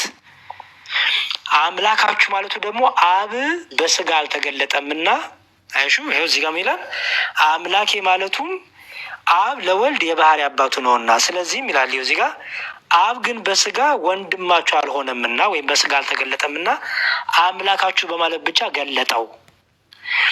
የግዕዝ በግዕዝ ትርጓሜ ወንጌል ብሎ አባታችን አምላካችን አላለም። እንዲህ አለማለቱ ራሱን ከሐዋርያት ለመለየት ነው። ምክንያቱም አባታችን ቢል ኖሮ ከሐዋርያት ጋር አንድ ሊሆን ነው። አምላካችን ቢል ሆኖም አንድ ሊሆን ነው። ስለዚህ ለየና አባቴ ያለ አባታችሁ አለ፣ አምላክ ያለ አምላካችሁ አለ። ለምን አለ? እዚህ ጋር ራሱን ከሐዋርያት ለመለየት ነው። እርሱ ከአብ ጋር በመለኮቱ በባህሪ አንድ ነውና አብ ለወልድ የባህሪ አባቱ ነውና፣ ለእኛ ግን አብ አባታችን የሆነው በሀብተ ጸጋ ወይም በጸጋ ነው። አምላክ ማለቱም ለለበሰው ስጋ አምላኩ ነውና ይላል። የአንድምታ ትርጓሜያችን ከዚህ ትርጉም ይስማማል። ስለዚህ ልክ አባቴ ብሎ ይላል የእሱ ልደት ተናገረ። አዌ ብሎ አባቴ ብሎ ያለው የእርሱ የባህሪ አባቱ ነውና፣ አባታችሁ ነው ማለቱ ደግሞ ለእኛ የጸጋ አባታችን ነውና፣ አምላክ ማለቱም በስጋ ያ ከድንግል ማርያም የነሳውን ስጋ የተፈጠረ ነው። ማን ነው ፈጣሪው? ራሷ ድንግል ማርያም ክርስቶስን አምላኬ ትለዋለች። ስለዚህ ለዛ ፈጣሪው የሰውን ልጅን ቅድም ትዝ ይልሽ እንደሆነ መግቢያ ላይ እግዚአብሔርም አለ ሰውን በመልካችን እንደ ምሳሌያችን እንፍጠር አላልኩሽም ሮዛ? ስለዚህ እንፍጠር ሲል እግዚአብሔር ሶስትነቱን አብን፣ ወልድን፣ መንፈስ ቅዱስን እየተናገረ እያስረዳ ነው አላልኩሽም? ስለዚህ የድንግል ማርያም ፈጣሪ ማን ነው? አብም ራሱ ወልድም ልጇም መንፈስ ቅዱስም። ምክንያቱም ኢዮብም መንፈስ ቅዱስ ፈጠረኝ ብሏል። ስለዚህ ፍጥረት ሁሉ በአብም በወልድም በመንፈስ ቅዱስም የተፈጠረ ነውና፣ ምክንያቱም መፍጠር የአብም የወልድም የመንፈስ ቅዱስ አንድ የሚያደርጋቸው ነውና፣ አምላክነት ጌትነት አንድ ስለሆነ፣ መለኮት አንድ ስለሆነ፣ ስለዚህ አምላኬ ማለቱ ያ የተዋሃደውን ስጋ ከድንግል ማርያም የነሳውን ስጋ ራሱ የፍጡር ስጋ ነውና ይህን አምላኬ ብሎ ተናገረ እያለ የአባቶችን ትምህርት ያመጣልሻል። እዛ ድረስ አልገባብሽም፣ ግን ይሄ ነው ትርጓሜያችን፣ ይሄ ነው። ወደ አባቴና ወደ አባታችሁ፣ ወደ አምላኬና ወደ አምላካችሁ ሲል ይሄንን ትርጉም ይዛል። ትልቁ ማስተዋል ያለብሽ ነገር ወዛ ለምን አባቴና አባታችን አላለም? ለምን አምላኬና አምላካችን አላለም? በቃ ይህን ጥያቄ ከተመለሰልሽ ቀላል ነው የሚሆነው ማብራሪያው። ምክንያቱም ያለው ምንድን ነው? አባቴና አባታችሁ ብሎ ለየው። አይሹ አምላኬና አምላካችሁ ብሎ ለየው። ሐዋርያትን ወንድሞቼ አላቸው። ለወንድሞቼ ሄደሽ ንገሪያቸው አላቸው። ወንድሞቼ ሲላቸው ከድንግል ማርያም ስለተወለዱ ነው? አይደለም። ወንድሞቼ አላቸው ለምንድን ነው? ጌታ በስጋ ወይም እሱ ሰው ስለሆነ ከድንግል ማርያም በነሳው ስጋ ሰው ስለሆነ ሐዋርያት ማን ይላቸዋል? ወንድሞቼ ይላቸው። ወንድሞቼ ሲላቸው ሰው መሆኑን አምላክ ሰው መሆኑን ለማሳየት ነው። ራሱ ግን የድንግል ማርያም ፈጣሪ ድንግል ማርያም ራሷ በሉቃስ ወንጌል ላይ አምላኬና መድኃኒቴ ብላ ጠራዋለች እና ወደ አምላኬና ወደ አምላካችሁ ሲል ፍጹም ሰው መሆኑን የተዋህዶ ስጋ የፍጡር ስጋ መሆኑን ድንግል ማርያም ፍጡር እንደሆነች ከእርሷ ስጋና ደም እንደተካፈለ ለማሳየት አምላኬና አምላካችሁ ብሎ ለየው። በአብ በስጋ አልተገለጠምና በስጋ የተገለጠው ወልድ ነውና ይህን ለማጠየቅ ይህን ለማንሳት ጌታችን ይህን ተናገረ ማለት ነው። ቃላትን ያሰማልን፣ ዲያቆን መንግስትን ያወርስልን። በጣም አጭር ነገር ልናገር እዚህ ጋር። ወደ መጽሐፍ ቅዱስ ሄደን ስናነብ ወንድሞቻችን በተለይ ሙስሊሞች ጥንቃቄ ማድረግ የሚያስፈልገው ለምሳሌ አሁን ክርስቶስ አምላክ ከሆነ ለምን እንደዚህ አረገ፣ ለምን እንደዚህ አለ ምናምን ሰውነቱን ትረስታላችሁ ማለት ነው፣ ሰው መሆኑን። ከዛ ደግሞ አንዳንድ ሰው ምንድነው አምላክ የሚያደርጋቸውን ነገሮች ለምሳሌ ሲያደርግ ሲመለከተው ወይም እሱ አምላክ እንደሆነ ሲነገረው እንደዛው ጥፍ የማለት ነገር እና ቅዱሳት መጽሐፍት ስለ አምላክነቱን በደንብ ይናገራሉ፣ ሰው ስለመሆኑም ደግሞ ይናገራሉ። ስለዚህ ሰው እንደመሆኑ ስለኛ መዳን ያደረጋቸውን ነገሮች መረሳት የለበትም እና ክርስቶስ አምላክ ብቻ ነው ሰው አይደለም ብሎ መረዳት ትክክል አይደለም። እኛን ለማዳን ሰው የሆነ አምላክ ነው ብለን ነው የምናምነው እና ሰው እንደመሆኑ ከኃጢአት በስተቀር እኛ የምንሰራቸውን ስራ ሰርቷል። ኦኬ እሱም ስለኛ ማለት ነው፣ ስለ ራሱ እኮ አይደለም። ሰው የሆነበትን መሰረታዊ ጉዳይ ስለኛ ነው። ስለሱም እንዴት ሊሆን ይችላል? እኛን ለማዳን ያደረጋቸው ነገሮች ናቸው እና ምን ለማለት ያህል ነው፣ ሰውነቱንም መረሳት የለበትም መጽሐፍትን ስታነቡ ማለት ነው። አምላክነቱንም መርሳት የለባችሁ። በቃ ፍጹም አምላክ ፍጹም ሰው ስለሆነ ማለት ነው። የእግዚአብሔር ልጅ ነው፣ ደግሞም በስጋ እንደመወለዱ ሰው እንደመሆኑ የድንግል ማርያም ልጅ ነው። ፍጹም ሰው ነው፣ ፍጹም አምላክ ነው። ስለዚህ ያ መታሰብ መቻል አለበት ለማለት ያህል ነው እና ይህንን ስጋ ከሰማይ ይዞት አልመጣም አይደል እንዴ? ከድንግል ማርያም ነው የወሰደው። ከድንግል ማርያም ነው የወሰደው። ይህንን ስጋ ራሱ የፈጠረው ነው። መፍጠር አንድ ነው። አብ የፈጠረው ነው፣ መንፈስ ቅዱስ የፈጠረው ነው። አብ ወልድ መንፈስ ቅዱስ አንዱ እግዚአብሔር የፈጠረው ነው እና ያ መታሰብ መቻል አለበት። በተለይ ፍጹም ሰውነቱንም ብቻ ይዞ መሄድ ትክክል አይደለም። ፍጹም አምላክነቱን ብቻም ደግሞ ይዞ መሄድ ትክክል አይደለም። ሰው የሆነ አምላክ ነው። ቅድም ተነጋግረናል። ክርስቶስ በስጋ መጣ፣ ያ ቃል ስጋ ሆነ እያልን ማለት ነው። ቃል ደግሞ ራሱ እግዚአብሔር አይደለም የሚለው። ስለዚህ ሰው መሆኑን መርሳት የለብንም፣ አምላክም መሆኑን መርሳት የለብንም። ስለዚህ ሰው እንደመሆኑ ያደረጋቸው ነገሮች አሉ ስለኛ መዳን፣ አምላክ እንደመሆኑ ደግሞ አምላክነቱን አጉልተው የሚናገሩ የመጽሐፍ ቅዱስ ክፍሎች አሉ እና እነዚህን ነገሮች በአንድነት እንድታያቸው ለማለት ያህል ነው። ዲያቆን እሺ፣ እግዚአብሔር ይስጥልን ዲያቆን። በጣም ጥሩ እይታ ነው። ሮዛችን እንዴት ነሽ? እስካሁን ጥሩ ነው? አዎ፣ እሺ መምህር አመሰግናለሁ። እና ስለዚህ አሁን እዚህ ጋር የምንረዳው ኢየሱስ ክርስቶስ ጸሎት ሲያደርግም ሆነ እንደዚህ ወደ አምላካችሁ ሲል ራሱንም አካቶ ነው ማለት ነው። እነዛ ንግግሮች ውስጥ ኢየሱስ ክርስቶስም የራሱ አምላክነት አለበት ብለን መያዝ እንችላለን። ይኸውልሽ ለምሳሌ በቀራንዮ በመስቀል ላይ አምላኬ አምላኬ ለምን ተውከኝ የሚለው ክርስቶስ ስለ ራሱ የጮኸው ሳይሆን የእኛን ጩኸት ነው የጮኸው። ምክንያቱም በመስቀል ላይ የተደረገው ነገር ሁሉ ትንቢት ነው። ይህን የምታገኙ በመዝሙረ ዳዊት መዝሙር 21 ላይ ታገኛለሽ። አምላኬ አምላኬ ለምን ተውኸኝ የሚለውን የእኛን ጩኸት ምክንያቱም ከዚህ ኃጢአት ከዚህ ፍዳ ከዚህ ቅጣቱን ሊያዳነን በመስቀሉ ቤዛነቱ። ስለዚህ በመስቀል ላይ ያደረገው አምላኬ አምላኬ ለምን ተውከኝ ያለው የአዳምን ጩኸት በእኛ ቦታ ሆኖ የእኛን በደል የእኛን ኃጢአት ተሸክሞ ያንን ለማሳየት የጠቅላላ የአዳም ልጆችን ጩኸት እሱ ምን አደረገ? ቤዛ ሆነ። ቤዛ ማለት ምትክ ማለት ነው። በመስቀል ላይ ወጥቶ ቤዛቸው ነው። ስለዚህ ትንቢቱን ለመፈጸም ባይዘዌ ልብሱ መቀደዱ፣ በመስቀል መቸንከሩ፣ መገረፉ ሁሉ ትንቢት የተነገረ ነው። ትንቢቱን ትንቢተ ኢሳያስ ምዕራፍ 53 ላይ ያለልሽ እዛ ጠቅላላ ታገኘዋለች። ትንቢቱን መዝሙረ ዳዊት ላይም ታገኘዋለች። መዝሙር 21 ላይ ጠቅላላ በመስቀል ላይ የተደረጉ ነገር ሁሉ ትንቢት ነው የተፈጸመ ያለው። ኦኬ በመስቀል ላይ የተናገራቸው እነዛ ሁሉ አንደኛ ባይዘዌ በመስቀል ላይ አምላኬ አምላኬ ለምን ተውከኝ ብቻ አይደለም ያለው። ባይዘዌ በመስቀል ላይ ደግሞ አምላክነቱንም አሳይቷል። እሱ ራሱ አምላኬ አምላኬ ለምን ስላቁምና ይቅር በላቸውም ብሏል አይሁዶች ለሰቀሉ። ይቅር ብላቸው ደግሞ ያለው ለምን መሰለሽ? እሱ ደግሞ ይቅር በላቸው ደግሞ እሱ ደግሞ እዛው ይቅር ይልም ደግሞ ነበረ። ምክንያቱም እኛ ምን እናምናለን መሰለሽ? በመስቀል ላይ ክርስቶስ ከራሱ ጋርም አስታረቀን፣ ከአባቱ ጋርም አስታረቀን፣ ከመንፈስ ቅዱስ ጋር አስታረቀን። መስቀል ላይ የተሰቀለበት ትልቁ ዓላማ ለእርቅ ነው። ይሄ እርቅ ደግሞ የተደረገው ከአባቱ ጋር ብቻ አይደለም፣ ከራሱ ጋርም አስታርቆናል። ቅድም እኮ ዲያቆን ክርስቶፈር ጥቅስ ሰጥተውሽ ነበረ። በራሱ ኃጢአታችንን ካነጻ በኋላ የሚል ጥቅስ ሰጥተውሽ ትዝ ይልሻል? አዎ እያዳመጥኩ ነበረ። አዎ እዛ ላይ በራሱ ነው የሚለው፣ በራሱ ኃጢአታችን ይቅር አለን ነው የሚለው። አይሽም?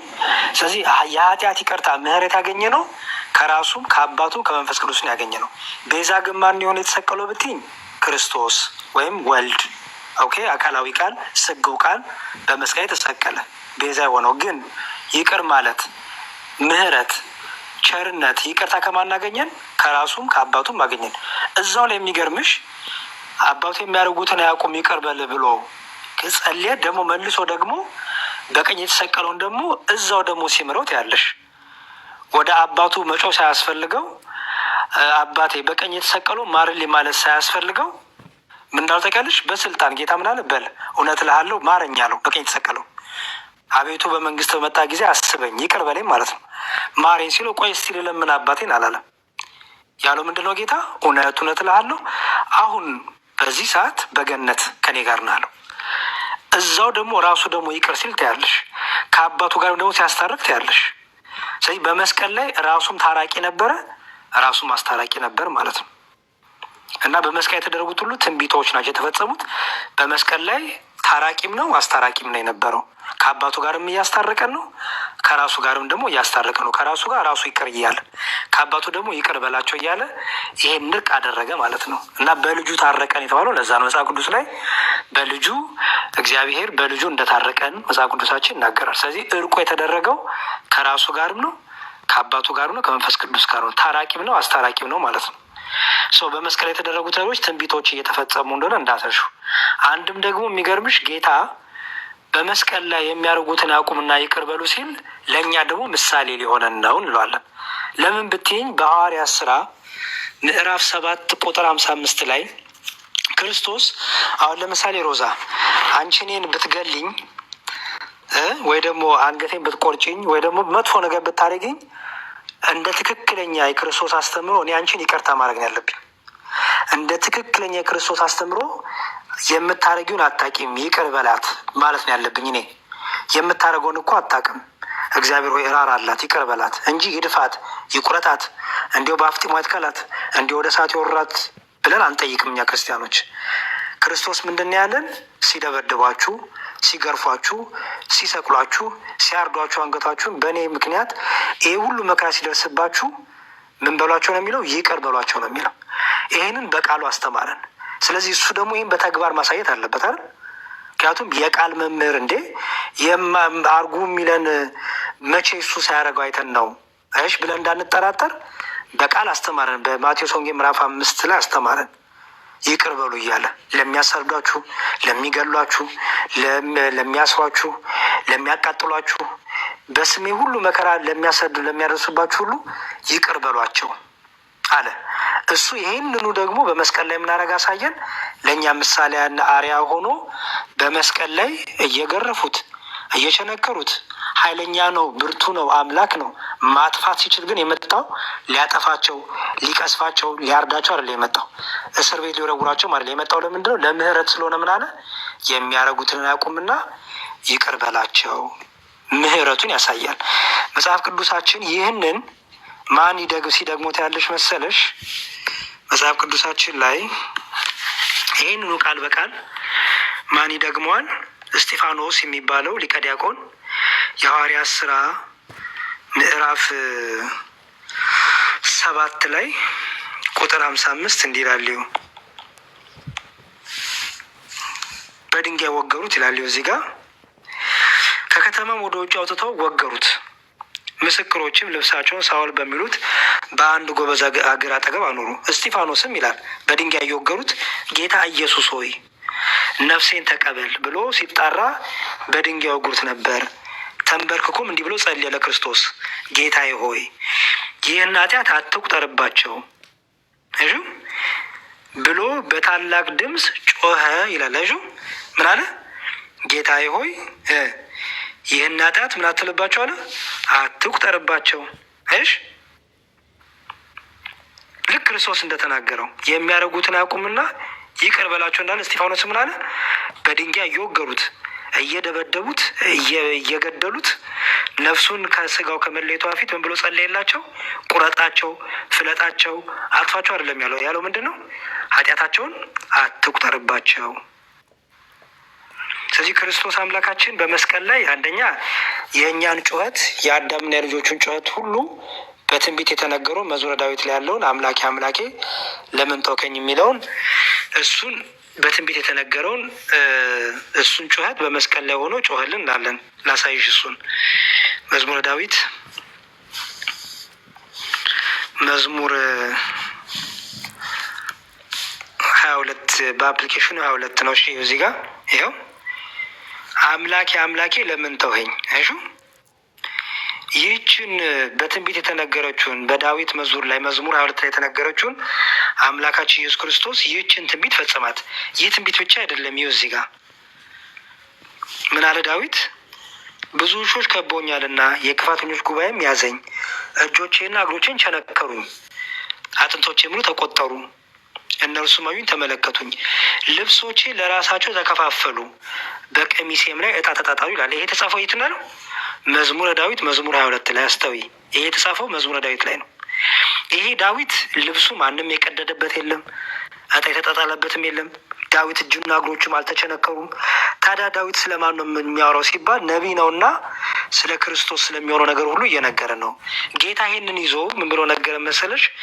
ዮሐንስ ወንጌል ላይ እንዲህ ብሎ ጌታ ተናገረ።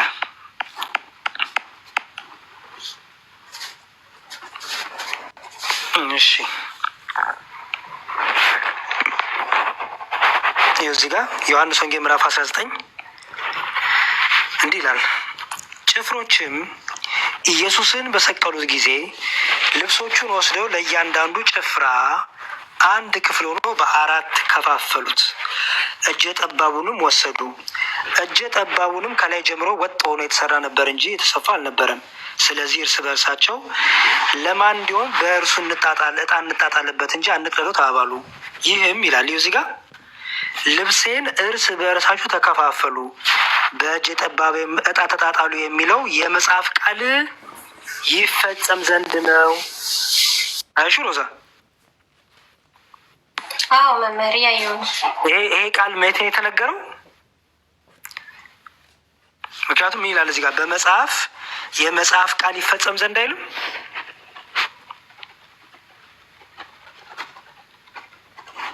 አይደል ሮዛ? አይደል? አዎ መምህር ይቀጥሉ፣ እያዳመጥኩኝ ነው። ጥሩ። የት ነው የተጻፈው ይህ መጽሐፍ? የዳዊት መዝሙር ቅድም ያሳየሁሽ አይደል? በጣም ጥሩ። ስለዚህ ኢየሱስ ክርስቶስ በአጭሩ ስራ ላይ ኮንሽም አላስጨንቅሽ በመስቀል ላይ ሲታረቅም ሲያስታርቅም አይተናል። ምክንያቱም የመጣበትም ዓላማ ሊታረቀንም ሊያስታርቀንም ስለሆነ በቀኝ የተሰቀለውን ወንበዴ ራሱ በስልጣኑ ይቅር ሲለው ታያለሽ። ደግሞ እነዛ የሚደበድቡትን የሚገርፉትን ያሰቃዩትን የሚሰቁት ሁሉ ደግሞ የሚያደርጉትን አያውቁምና ይቅር በላቸው ደግሞ ምህረትን ሲያደርግ ምህረትን ሲለምንላቸው ታያለሽ። ሰው በመስክ ትንቢት እየተፈጸመ ነው፣ ደግሞ ይቅርታም እየተደረገ ነው። ኋላም ደግሞ ለእኛ ደግሞ ምሳሌና አርያ ሊሆነ ነው። ለምን መከራ ሲደርስብን መከራ የሚያደርሱብንን ይጥፉ፣ ይገልበጡ፣ ይቆረጡ አይደለም። እኛ ምንድነው የምንለው? የሚያደርጉትን አያውቁምና ይቅር በላቸው፣ ኃጢአታቸውን አትቁጠርባቸው፣ ራራላቸው ብለን እኛም ደግሞ እንድንጸልይ ይህም ጠላቶቻችንን የሚያሳዱን እንድንወድ ክርስቶስ ምሳሌና አርያችን ሆነ ማለት ነው። እሺ መምህር በጣም አመሰግናለሁ። አሪፍ ጊዜ ነበረ። ግን እዚህ ጋር የመጨረሻ ኢየሱስ ክርስቶስ ከመውረዱ ወይም ደግሞ ከመሰቀሉ በፊት ዘመናት ነበሩ። ከአዳም ጀምሮ ኢየሱስ ክርስቶስ እስከ መምጣቱ ድረስ ያሉ የሰው ልጆች ነበሩ፣ ነቢያትም ነበሩ በዛ መሀል እና ኢየሱስ ክርስቶስ ከመሰቀሉ በፊት አንደኛ ኢየሱስ ክርስቶስ ለእነሱም አሁን ላለውም ነው ወይ የተሰቀለው? ኢየሱስ ክርስቶስ ከመሰቀሉ በፊትስ የእነሱ ሁኔታ የተገለጸ ነገር ካለ በመጽሐፍ ቅዱስ? እሺ ዲያቆን ክርስቶፎሮስ አሉ አለሁ። ዲያቆን ይመልሱላትና አይ ቲንክ በጣም ብዙ ሰጠናታል። ይህንን እንዲሁም ይህንን በደንብ የምትበላበትን ጊዜ እንስጣት። ይህን ግን መልሱላት። ጥያቄዋን ሰምተዋታል አይደል? አይ ቲንክ አይ መምህር የመጨረሻ ሰዓት ከበዛው መልሼ መጠየቅ እችላለሁ። ችግር የለም። በዛ ሳይሆን ለአንቺ እንዳይበዛብሽ፣ ምክንያቱም የሰጠንሽ በጣም ብዙ ጥቅስ ስለሆነ አንቺም ደግሞ ጊዜ ወስደሽ ደግሞ ድጋሚ ማንበብ ሪቫይዝ ማድረግ አለብሽ። በሌላ ቀን እንደው መተሽ ደግሞ ይህን ከጨረሻ ደግሞ ሌሎችን ደግሞ እንዲህ ስናደርግ ለአንቺም እየቀለለሽ ይመጣል በሚል ነው እና ከበዛ ከምንይዘው ልክ የምንረሳው ሰዎች አይደለም የምንረሳው ነገር እንዳይበዛ ነው። ዲያቆን ጥያቄውን ሰምተሃል? እንዳዳምጠው ብዬ ሪከርድ እያደረግኩኝ ነው ከይቅርታ ጋር። ያው ስራ ላይ ሆን ስለሆነ የምሰማው። አሪፍ ጎበዝ፣ ችግር የለውም። እሺ ዲያቆን ጥያቄውን ሰምተሃል? ዲያቆን መዝሙር ይቅርታ ዲያቆን ክርስቶፎሮስ ቲጂ እየጠበቀችሁት እንደሆነ ይሆን ወይስ ትታችሁታል? ቲጂ በጸሎት እናስባታለን። እሺ ቀጥሉ። ዲያቆን በብሉይ ኪዳን የነበሩ ክርስቶስ ከመሰቀሉ በፊት በብሉይ ኪዳን የነበሩ ነፍሳት ወይም ነቢያቶች ወይም ሌሎችም ቢሆኑ ክርስቶስ ከመሰቀሉ በፊት እንዴት ነበሩ? ይመስለኛል ሲሞቱ ወዴት ይሄዳሉ ነው ሮዚ?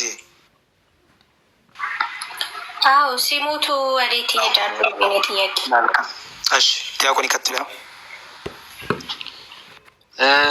አይ በአጭሩ በቃ ሀሳቡን እንንገርሽና ምናልባት እያጣቀስን ደግሞ ካልሆነ ሌላ ጊዜ እንትን ካልን አላውቅም።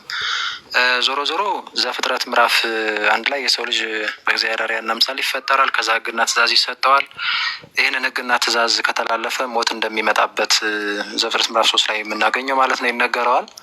እና ይህንን ትእዛዝ ለተወሰኑ ጊዜያቶች ከጠበቀ በኋላ ግን ያፈርሳል ይህን ትእዛዝ። ስለዚህ ከገነት ይባረራል፣ ወደዚህ ምድር ይመጣል ማለት ነው እና ከእግዚአብሔር ጋር ተጣላ። ባጭሩ የእግዚአብሔር ሕግና ትእዛዝ ስለተላለፈ ሞትንም በራሱ ላይ አመጣ። ስለዚህ አሁን በመርገም ውስጥ በፍዳ ውስጥ ነው የቆየው። ከዛ በኋላ ግን እግዚአብሔር ያው ቃል ገብቶለታል እንደሚያድነው። ስለዚህ አንድያ ልጁ መጥቶ ከድንግል ማርያም ሴት ከሆነች ከድንግል ማርያም ተወለደ ማለት ነው። ገላትያ ምዕራፍ 4 ቁጥር 4 ላይ እንደምናገኘው። ስለዚህ ክርስቶስ ከመምጣቱ በፊት የነበሩት ይህንን መሲህ ጠብቀውታል፣ ይመጣል፣ ይወለዳል እንደዚህ እያሉ ማለት ነው ጠብቀውታል። ለምሳሌ ዳንኤል ምዕራፍ 9 አይ ቲንክ ቁጥር 4 አካባቢ ጀምሮ ሜቢ ቁጥር ልሳሳት እችላለሁ እናገኛለን። በሌሎች የመጽሐፍ ቅዱስ ክፍሎች አሁን ቅድም ዲያቆንም ሲናገሩት የነበረው የት እንደሚወለድ እንዴት እንደሚጸነስ ራሱ ድንግል ጸንሳለች ወንድ ልጅም ትወልዳለች እንደዚህ እያለ ኢሳያስ ምዕራፍ 7 ቁጥር 14 ኢሳያስ ምዕራፍ 9 ቁጥር 6 ስለ ስቅለቱም ስለ እያንዳንዱም ነገር ለነቢያቱ ራሱ ጌታ እየገለጠላቸው ሲናገሩ ቆይተዋል። እና እንዲያውም እጅህን ከአርያም ላክ እባክህ አሁን አድነን እያሉ እንደዛ ይጮሁ ነበረ፣ ይጸልዩ ነበረ። ጽድቃችን እንደ መርገም ጨርቅ ተቆጠረ እያሉ ማለት ነው። ስለዚህ እሱን ይጠብቁት ነበር። ነገር ግን ያው አልደረሱበትም ነቢያቱ። ለምሳሌ አብርሃም ሰው ሆኖ ማለት ነው ሰሙ ያልደረሱበት አልደረሱበትም፣ የደረሱበት ደርሰውበታል። እና ነቢያት የተናገሩለት ጌታ ነው ኢየሱስ ክርስቶስ። ስለዚህ እነርሱ በመርገም ውስጥ ከእግዚአብሔር ጋር እርቅ አልነበረም። ምክንያቱም የእግዚአብሔር ሕግና ትእዛዝ አስተላልፈዋል። ስለዚህ ሞትን በራሳችን ላይ ያመጣናል በመተላለፋችን ምክንያት። ቅድም እንደጠቀሱ ጽድቃችን እንደ መርገም ጨርቅ ተቆጠረ እንደዚህ ነበር የሚጮሁት። እና እባክህ እጅህን ከአርያም ላክ ና እናድነን እንደዚህ ነበረ። እና ስለ እያንዳንዱ ነገር ሲነገር ቆየ። ስለዚህ በአንድ ሰው በአዳም ምክንያት ኃጢአት መጣ፣ በኃጢአትም ሞትን መጣ። በነገራችን ላይ እኛ ኃጢአትን አልወረስንም። ያዳምን ኃጢአት የኃጢአቱን ውጤት ነው የመጣው። ለምን? ከሱ ነው እና የምንወለደው ማለት ነው፣ ኃጢአት ከሰራ በኋላ ወይም ከገነት ከተባረረ በኋላ። ስለዛ በአንዱ አዳም ምክንያት ኃጢአት ወደ ዓለም መጣ፣ በኃጢአትም ሞት ማለት ነው። ስለዚህ አሁን በብሉይ ኪዳን ክርስቶስ እስኪመጣ ያሉት ሰዎች በፍዳ ውስጥ፣ በሞት ውስጥ፣ በመርገም ውስጥ ነበር የነበሩት። ክርስቶስ ግን ሲመጣ ግን ይሄንን ሻረው ማለት ነው። መርገማችንን ሻረው፣ የመዳንን በር ከፈተልን። ከራሱ ጋር ቅድም እንደጠቀስ ነው ከራሱ ጋር ከባሕርይ አባቱ ከአብና ከመንፈስ ቅዱስ ጋር አስታረቀን። ራሱ ታራቂ ነው፣ ራሱ አስታራቂ ነው። መካከለኛ ሆኖ አስታረቀን፣ ኃጢአታችንን በራሱ አነጻ ማለት ነው። የሉቃስ ወንጌል ምዕራፍ 4 ላይ ቅድም ዲያቆን የጠቀሱልሽ ያ በቀኝ የተሰቀለው ወንበዴ ዛሬ በገነት ከኔ ጋር ትሆናለህ፣ ገነት ተከፈተ። በቃ እዛ ጋር ይኸው እዚህ ጋር አሁን ሰው ገባ፣ ታረቀ ማለት ነው። ከዛ መረዳት እንችላለን። ከዛ ውጭ ግን ሮሜ ምዕራፍ 5 ለምሳሌ ብንመለከተው ይህን ነገር ይነግረናል። ሮሜ ምዕራፍ 5 ቁጥር 12 አካባቢ ጀምሮ ስለዚህ ምክንያት ኃጢአት በአንድ ሰው ወደ ዓለም ገባ፣ በኃጢአትም ሞት፣ ቅድም ስለ የነበረው ማለት ነው። እንደዚሁም ሁሉ ኃጢአትን ስላደረጉ ሞት ለእነሱ ሁሉ ደረሰ። ሕግ እስከ መጣ ድረስ ኃጢአት በዓለም ነበርና፣ ነገር ግን ሕግ በሌለበት ጊዜ ኃጢአት አይቆጠርም ይልና፣ ነገር ግን በአዳም መተላለፍ ምሳሌ ኃጢአትን ባልሰሩት ላይ እንኳ ከአዳም ጀምሮ እስከ ሙሴ ድረስ ሞት ነገሰ ይላል። ስለዚህ በብሉይ ኪዳን የነበሩት ክርስቶስ እስኪመጣ ድረስ ሞት የነገሰባቸው ናቸው፣ ከአዳም እንደመወለዳቸው ማለት ነው። አዳም ይመጣ ዘንድ ላለው ምሳሌ ለእርሱ አምሳል ነው ይልና፣ ከዛ ዝቅ ብሎ ነገር ግን ስጦታው እንደ በደሉ መጠን እንደዚያው አይደለም፣ በአንድ ሰው በደል ብዙዎች ሞተዋልና፣ ነገር ግን አሁን ሞት የኃጢአት ውጤት ነው። የእግዚአብሔር ጸጋና በአንድ ሰው በክርስቶስ ኢየሱስ ጸጋ የሆነው ስጦታ ከዚያ ይልቅ ለብዙዎች በዛ ይላል። ዝም ብሎ በአንድ ሰው ያለው ያው ሰው የሆነ አምላክ ስለሆነ ማለት ነው። ስለዚህ ክርስቶስ ሲመጣ ጸጋ በዛ፣ አስታረቀን ከራሱ ጋር ከባሕርይ አባቱ ከአብ ጋር ከባሕርይ ሕይወት ከመንፈስ ቅዱስ ጋር አስታረቀን። ስለዚህ አሁን የመዳንን በር ከፈተልና ምን አለን? በእኔ የሚያምን የዘላለም ሕይወት አለው አለ። አሁን በዚህ ብትገቡ ብትወጡ ትድናላችሁ። ይኸው የመዳንን በር ከፍቼላችኋለሁ፣ ይኸው ሞታችሁን ሙቼላችኋለሁ፣ ተነስቻለሁ፣ አድርጌያለሁ፣ የትንሣኤያችሁ በኩር ነኝ። እንደዚህ ብታምኑ ብትጠመቁ፣ ሥጋዬን ብትበሉ ደሜን ብትጠጡ፣ እስከ መጨረሻም ጸንታችሁ እኔን በማመን ማለት ነው እና በመንፈሳዊ ተጋድሎ የተጋደላችሁ ብትጸኑ ትድናላችሁ አለን ማለት ነው። ስለዚህ ልዩነቱን እንግዲህ እንደገባኝ ከሆነ እነዛ በመርገም ውስጥ ናቸው። ክርስቶስ ግን መጣና አስታረቀን፣ የመዳንን በርም ከፈተልን ማለት ነው። እና እንደዛ ነው። ዲያቆን ይጨምሩ። እሺ፣ ቃሉ ታስማልን። ዲያቆን ሮዝዬ ምንድን መሰለሽ፣ በእኛ በክርስትና አስተምህሮ አዳም እንዳሁን ከገነት ከተባረሩ በኋላ ገነት ዝግ ነበረች። ስለዚህ ከቅዱሳን ጻድቃን ሰማዕታት ነበሩ፣ በብሉይ ኪዳን የነበሩ። ምንም ጽድቃቸው ይበዛ ግን ምንም ቅድስናቸው ይበዛ ግን ምን ማድረግ አልተቻለም? ገነትን ማስከፈት አልተቻለም፣ ወይም ለሰው ልጆች የዘላለም ሕይወት ማሰጠት አልተቻለም። ስለዚህ ራሱ እግዚአብሔር በመልእክተኛ ወይ በነቢያት አይደለም የታረቀን የሚሆነው በልጁ ነው የታረቀን። ስለዚህ የተዘጋው ገነት ጌታ በመስቀል ላይ የተሰቀለ ጊዜ ተከፈተ። ስለዚህ በሲኦል የነበሩትን ነፍሳት ጌታ በዙዞ አወጣ። ከዚህ በኋላ አሁን እኔ ብሞት ዛሬ እዚህ ያለነው ክርስቲያኖች ብንሞት፣ በዛውም ለአንቺም የቤት ስራ ነው የምሰጠው። ለምሳሌ ሮዝዬ አንቺ አሁን እንደ እስልምናው ዛሬ ብትሞቺ የት ነው የምትሄጂው? ጀነት እገባለሁ እንዳትይኝ። በእስልምናው ጀነት እስከ ቅያማ ቀን ድረስ ዝግናት የሚል ትምህርት ሰምቻለሁ። አሁን ክርስትናው ላይ ስትመጪ ደግሞ አሁን እኛ በክርስቶስ ያመንን በክርስቶስ በመስቀሉ ስር ያመንን ሰዎች ዛሬ ብንሞት በክርስቶስ አምነን በሚስጥራቱ ተካፍለን በፍሬ በእምነት በምግባር ጸንተን ኖረን ኃጢአት ስንሰራ ንስሐ ገብተን እስከ መጨረሻው እስትንፋሳችን ድረስ ከቆየን እርግጠኛ ነን ምን በማግኘታችን? ነፍሳችን ወደ ገነት በመሄዷ በእግዚአብሔር ቸርነት ከእኛ ሳይሆን በቸርነቱ በሆነ በእሱ በተሰጠን የዘላለም ሕይወት ጸጋ ዛሬ እኔ ብሞት እስከ ዳግም ምጽአት ድረስ አልጠብቅም ገነት ለመግባት። ዛሬ ብንሞት ክርስቲያኖች በክርስቶስ አምነው ያንቀላፉ በሃይማኖት የጸኑ ሰዎች ወዴት ሄዳሉ? ወደ ገነት ሄዳሉ። ለምን? ገነት ተከፍታለች በክርስቶስ በመስቀሉ ቤዛነት። ኋላ ደግሞ ሙታን ሲቀሰቀሱ የመጨረሻው ቀለት በመንግስተ ሰማይ ማለት ከፍርድ ቀን በኋላ ከሙታን ትንሣኤ በኋላ የምንኖርባት የዘላለም ሕይወት ያለባት ከፍርድ ቀን በኋላ የምንገባባት ያቺ አዲሷ ሰማይ ማን ትባላለች? መንግስተ ሰማይ ትባላለች። ስለዚህ ዛሬ ብናንቀላፋ ዛሬ የጌታ መምጣት የዓለም መጨረሻው ወይም በአንቺ የቅያማ ቀን የሚባለው ዛሬ ባይሆን እና ዛሬ ብንሞት እኛ ክርስቲያኖች እርግጠኛ ነን በክርስቶስ አምነን ያንቀላፋን የዘላለም ሕይወት በገነት ኋላም በመንግስተ ሰማይ እንደምናገኝ በክርስቶስ ደግሞ ያላመኑ አንቺንም ጨምሮ ሌሎችም በክርስቶስ ባለማመናቸው ምክንያት በአዳምና በሔዋን ኃጢአት አይደለም የሚጠየቁት፣ የሚወረስ ኃጢአት የለምና በክርስቶስ ባለማመናቸው አምነው በሚስጥራቱ በቁርባኑ በጥምቀቱ አንድ ባለመሆናቸው ምን ይደረጋሉ? በፍርድ ውስጥ ይሆናሉ። ንስሐ ቢገቡ ሊምራቸው ይቅር ሊላቸው በመስቀል ላይ የተሰራው ስራ ዛሬም ይምራል፣ ዛሬም ይቅር ይላል። አንቺ ሮዝዬ ዛሬ ወደ ክርስትና እመጣለሁ ብትይ በመስቀል ላይ ያ የተሰራ ድጋሚ ክርስቶስ አይሰቀልም። ክርስቶስ አንዴ ለሁላችንም ቤዛ ሆኖ ተሰቅሏል። ለሁላችን መድኃኒት ሆኖ ተሰቅሏል። መድኃኒትነቱ ቤዛነቱ ለሁሉም ነው። ለአንቺም ሞቶልሻል፣ ለእኔም ሞቶልኛል። እኔና አንቺ ልዩነቱ አንቺ ክርስቶስ አልተሰቀለም፣ አልሞተም፣ አምላክም አይደለም፣ የእግዚአብሔር ልጅም አይደለም ብለሽ ታምኛለሽ። እኔ ደግሞ ተሰቅሎልኛል፣ ሞቶልኛል፣ ቤዛዬ ነው፣ የእግዚአብሔር ልጅ እግዚአብሔር በልጁ ታረቀኝ ብዬ አምናለሁ። እኔ በዛ ምክንያት የዘላለም ሕይወት አገኛለሁ። አንቺ ግን ባለማመንሽ በፍርድ ውስጥ ሆኛለሽ። እስከ መጨረሻው ድረስ የእግዚአብሔር ጸጋ ይጠብቅሻል ንስሐ እንድትገቢ። ለምሳሌ እንደዚህ በመምህራኑ በተለያዩ ሰዎች ወንጌልን እያሰማሽ ይህን በመስቀል ላይ የተደረገውን ቤዛነት ሕይወት እንድታረጊ እግዚአብሔር ንስሐ ሁሉ እንዲገባ ይታገሳል። ለመጽሐፍ ቅዱስ ማንም እንዲጠፋበት እግዚአብሔር አይፈልግም፣ ሁሉ ንስሐ እንዲገቡ ይታገሳል ይላል።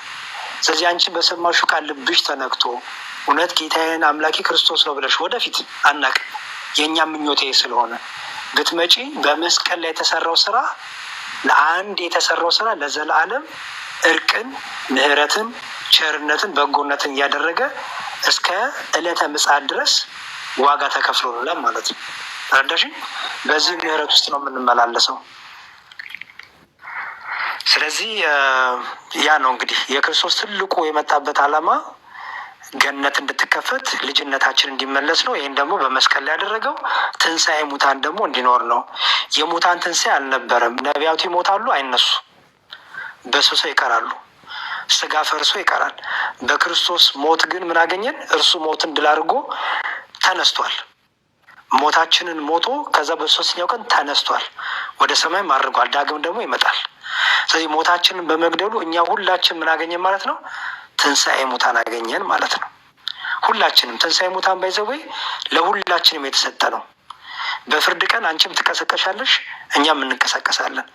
ትንሣኤ ሙታን ሁሉም ሰው አግኝቷል። ልዩነቱ የዘላለም ሞትና የዘላለም ሕይወት ጉዳይ ነው።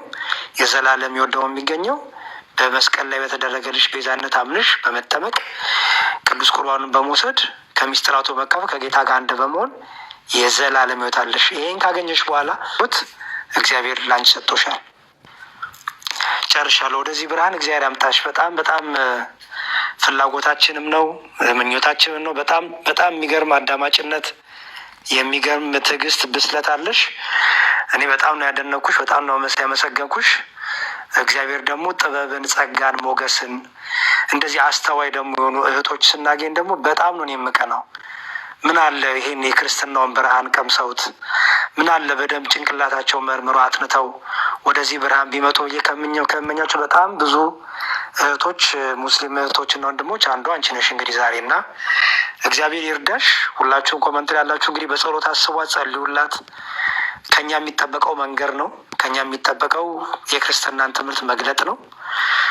በአይምሮና በልቧ ደግሞ መወሰን ደግሞ የእሷ ፋንታ ነው የሚሆነው እና በጣም በጣም በጣም ትልቅ ከበሬታ አለኝ እና በጣም ደስ ብሎኛል። እንቅልፌን እንኳን አጥቼ ቁጭ ማለቴ ዋጋ አግኝቼበታለሁ እና አመሰግናለሁ በጣም። ዲያቆንም ያበረታቷትና እንግዲህ በሌላ ቀን ደግሞ እንገናኛለን። እውነት ነው በእውነት። አይ ሮዛ በጣም እናመሰግናለን። በጣም ረጋ ብለሽ ነበር ስጠይቅ የነበረው ስታዳምጭ የነበረው በጣም ድንቅ ነው እና እኔም በጣም ደስ ብሎኛል። እህታችን እጅግ በጣም እናከብርሻለን፣ እንወድሻለን። ከኛ በላይ ደግሞ ክርስቶስ ይወድሻል። ያው እንደዚህ ያልገቡሽ ነገሮች ምናምን ካሉ ጠይቂን፣ በተቻለ መጠን ያው እናስረዳሻለን። ጌታም ደግሞ ይረዳሻል እና በርቺ። እጅግ በጣም ደስ የሚል ጊዜ ነበረን። እሺ እናመሰግናለን። ገስት ላይ ያላችሁ እህቶቻችንም ሮዚዬን በርቺ በሏት። ያው ፍቅራችንን መግለጽ ነው ከኛ የሚጠበቀው እንግዲህ እና በሌላ ቀን ስትመጣ ደግሞ እንደዚሁ ማስተማር፣ ጥያቄዎቿ መመለስ ነው እና እነ ቤላ ካላችሁ እነ ሩሃማ፣ ከዛ ቀሲስ ያው የአባትነታቸውንም እንግዲህ ፍቅራቸውን ምክራቸውን ይገልጡላታል። ከዛ የእሷን ሀሳብ ሰምተን እንጨርሳለን። እሺ ዲያቆን ቀሲስ ይቀጥሉ። ቀሲስ መጨረሻ ላይ ይቀጥላሉ፣ ችግር የለውም። እሺ ዲያቆን መዝሙረ ዲያቆን ክርስቶፎር መጀመሪያ ቃለ ሕይወትን ያሰማልን። እውነት በሮዛ ሰምቶ እኛም ተምረናል። እዚህ ጋር 700 ሰው እንደተማረ ተስፋ አለኝ። ሮዛዬ እንግዲህ እንደተማርሽ ጥያቄሽ እንደተመለሰልሽ ተስፋ አለን። ክርስቶስ ይወድሻል፣ እግዚአብሔር ይወድሻል እና እውነተኛው መንገድ ይምራሽ እላለሁ። እሺ ቤላ መናገር አልችልም፣ ብዙ ጊዜ ትቆለተተፋለች። እሺ ወይ ሩሃማ አለሽ የቤቷ ባለቤት አለው። እሺ ቃል ያሰማልን። ዲያቆኖቻችን ክርስቶፎሮስ እና መዝሙር ያሬድ እንኳን ደህና መጣችሁ። እውነት ሮዛዬ በሷም ምክንያቱም ዛሬ ከእንቅልፌ ስነሳ እውነት ለመናገር ይሄን አስቤ የተነሳሁት እግዚአብሔር ምስክሬ ነው እና ብዙ ነገር ነበረን የራሴ ውስጥ እና እንኳንም ቤት ከፈትኩኝ፣ እንኳንም መጣችሁ፣ እንኳንም ማስተማራችሁን እግዚአብሔር እድሜና ጤና በረከቱን ጨምሮ ይስጣችሁ። ቀሪ ዘመናችሁን እሱን የምታገለግሉበት እኛን የምታስተምሩበት ያድርግልን። ሮዛዬ ደግሞ በሪስፔክት አድርገሽ በስራ ጠይቀሽ ለመረዳት ያለሽ ነገር በጣም ደስ ይላል። እግዚአብሔር ጨምሮ ይስጥሽ፣ እሱ ይግለጽልሽ። የተማርሽውን ሁሉ ወደ ተግባር የምታደርጊበት እንግዲህ እሱ ያርግልሽ፣ እሱ ይርዳሽ፣ መድኃኔዓለም ይርዳሽ። ዲያቆኖቹ እንዳሉት እግዚአብሔር ኢየሱስ ክርስቶስ ፈጣሪያችን ይወድሻል እና አንብቢ፣ ጠይቂ፣ ተማሪ፣ ፎሎ አድርጊያቸው። ሲከፍቱ ቤት ገብተሽ ጠይቂ፣ እና ጋም ሲመጡ ይመልሱልሻል። እና እግዚአብሔር እውነት መረጋጋትሽን በጣም አክብር ያለው እንዳከበርሽን እግዚአብሔር ደግሞ እጥፍ ድርብ አድርጎ ያክብርሽ ማለት ነው። ይሄን ለመናገር ነው። እሺ ቀሲስ አሉ?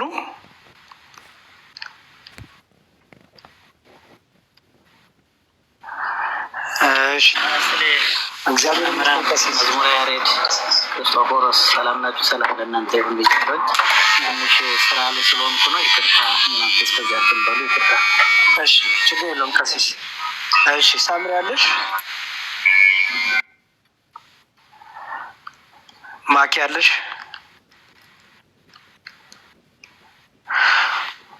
ኦኬ በጣም ጥሩ። ሮዚ አንቺን ሀሳብ መጨረሻ እንስማና ያው በአንቺ ምክንያት ሁላችንም እኛም ራሱ እንድናነባ አድርገሽናል። እታች ያሉትም ክርስቲያኖች ትምህርታቸውን በደንብ ደግሞ ድጋሚ እንዲሰሙ ታደርገሻል እና በጣም እናመሰግናለን። እንዳልኩሽ ከኛ የሚጠበቀው የትክክለኛው የክርስትናን አስተምሮ ከመጽሐፍቶቻችን ማስረዳት ነው። የክርስቲያኖች የሚረዱበትና ሙስሊም ወገኖቻችን የምትረዱበት አይገናኝም። ምክንያቱም እኛ መጽሐፋችንን የምናውቀው የምናምነው ዴይሊ ፕራክቲስ የምናደርገው እኛ ነን። እናንተ ደግሞ አንባችሁ የምትረዱበት አለ። የእናንተ መረዳት በክርስቲያኖች ትምህርት ነው እንጂ የሚመዘነው የአንቺ መረዳት በአንቺ ተወስኖ ከዛ ይሄ ነው ካልሽ ስህተት ውስጥ ነው የምትገቢው። እና አይ ቲንክ ለሁላችንም ጥሩ ትምህርት ነው የሰጠሽን። ከራሱ ከባለቤቱ መስማት፣ ከራሱ ከእምነቶቹ አካሎች ምን እንዴት ብሎ ይረዱት አንዴ ብሎ ይፈቱታል ብሎ ማዳመጥ፣ ብትቀበዩም ባትቀበዩም ራሱ ይሄን ማድረግሽ በጣም ትልቅ ነገር ነው እና እናመሰግናለን። ሀሳብ አለሽ ሮዚ? ያንቺን ልስማና እኔ ጋር በጣም ሌሊት ነው ግን ያው ደስ ላይ ነው የቆየሁት።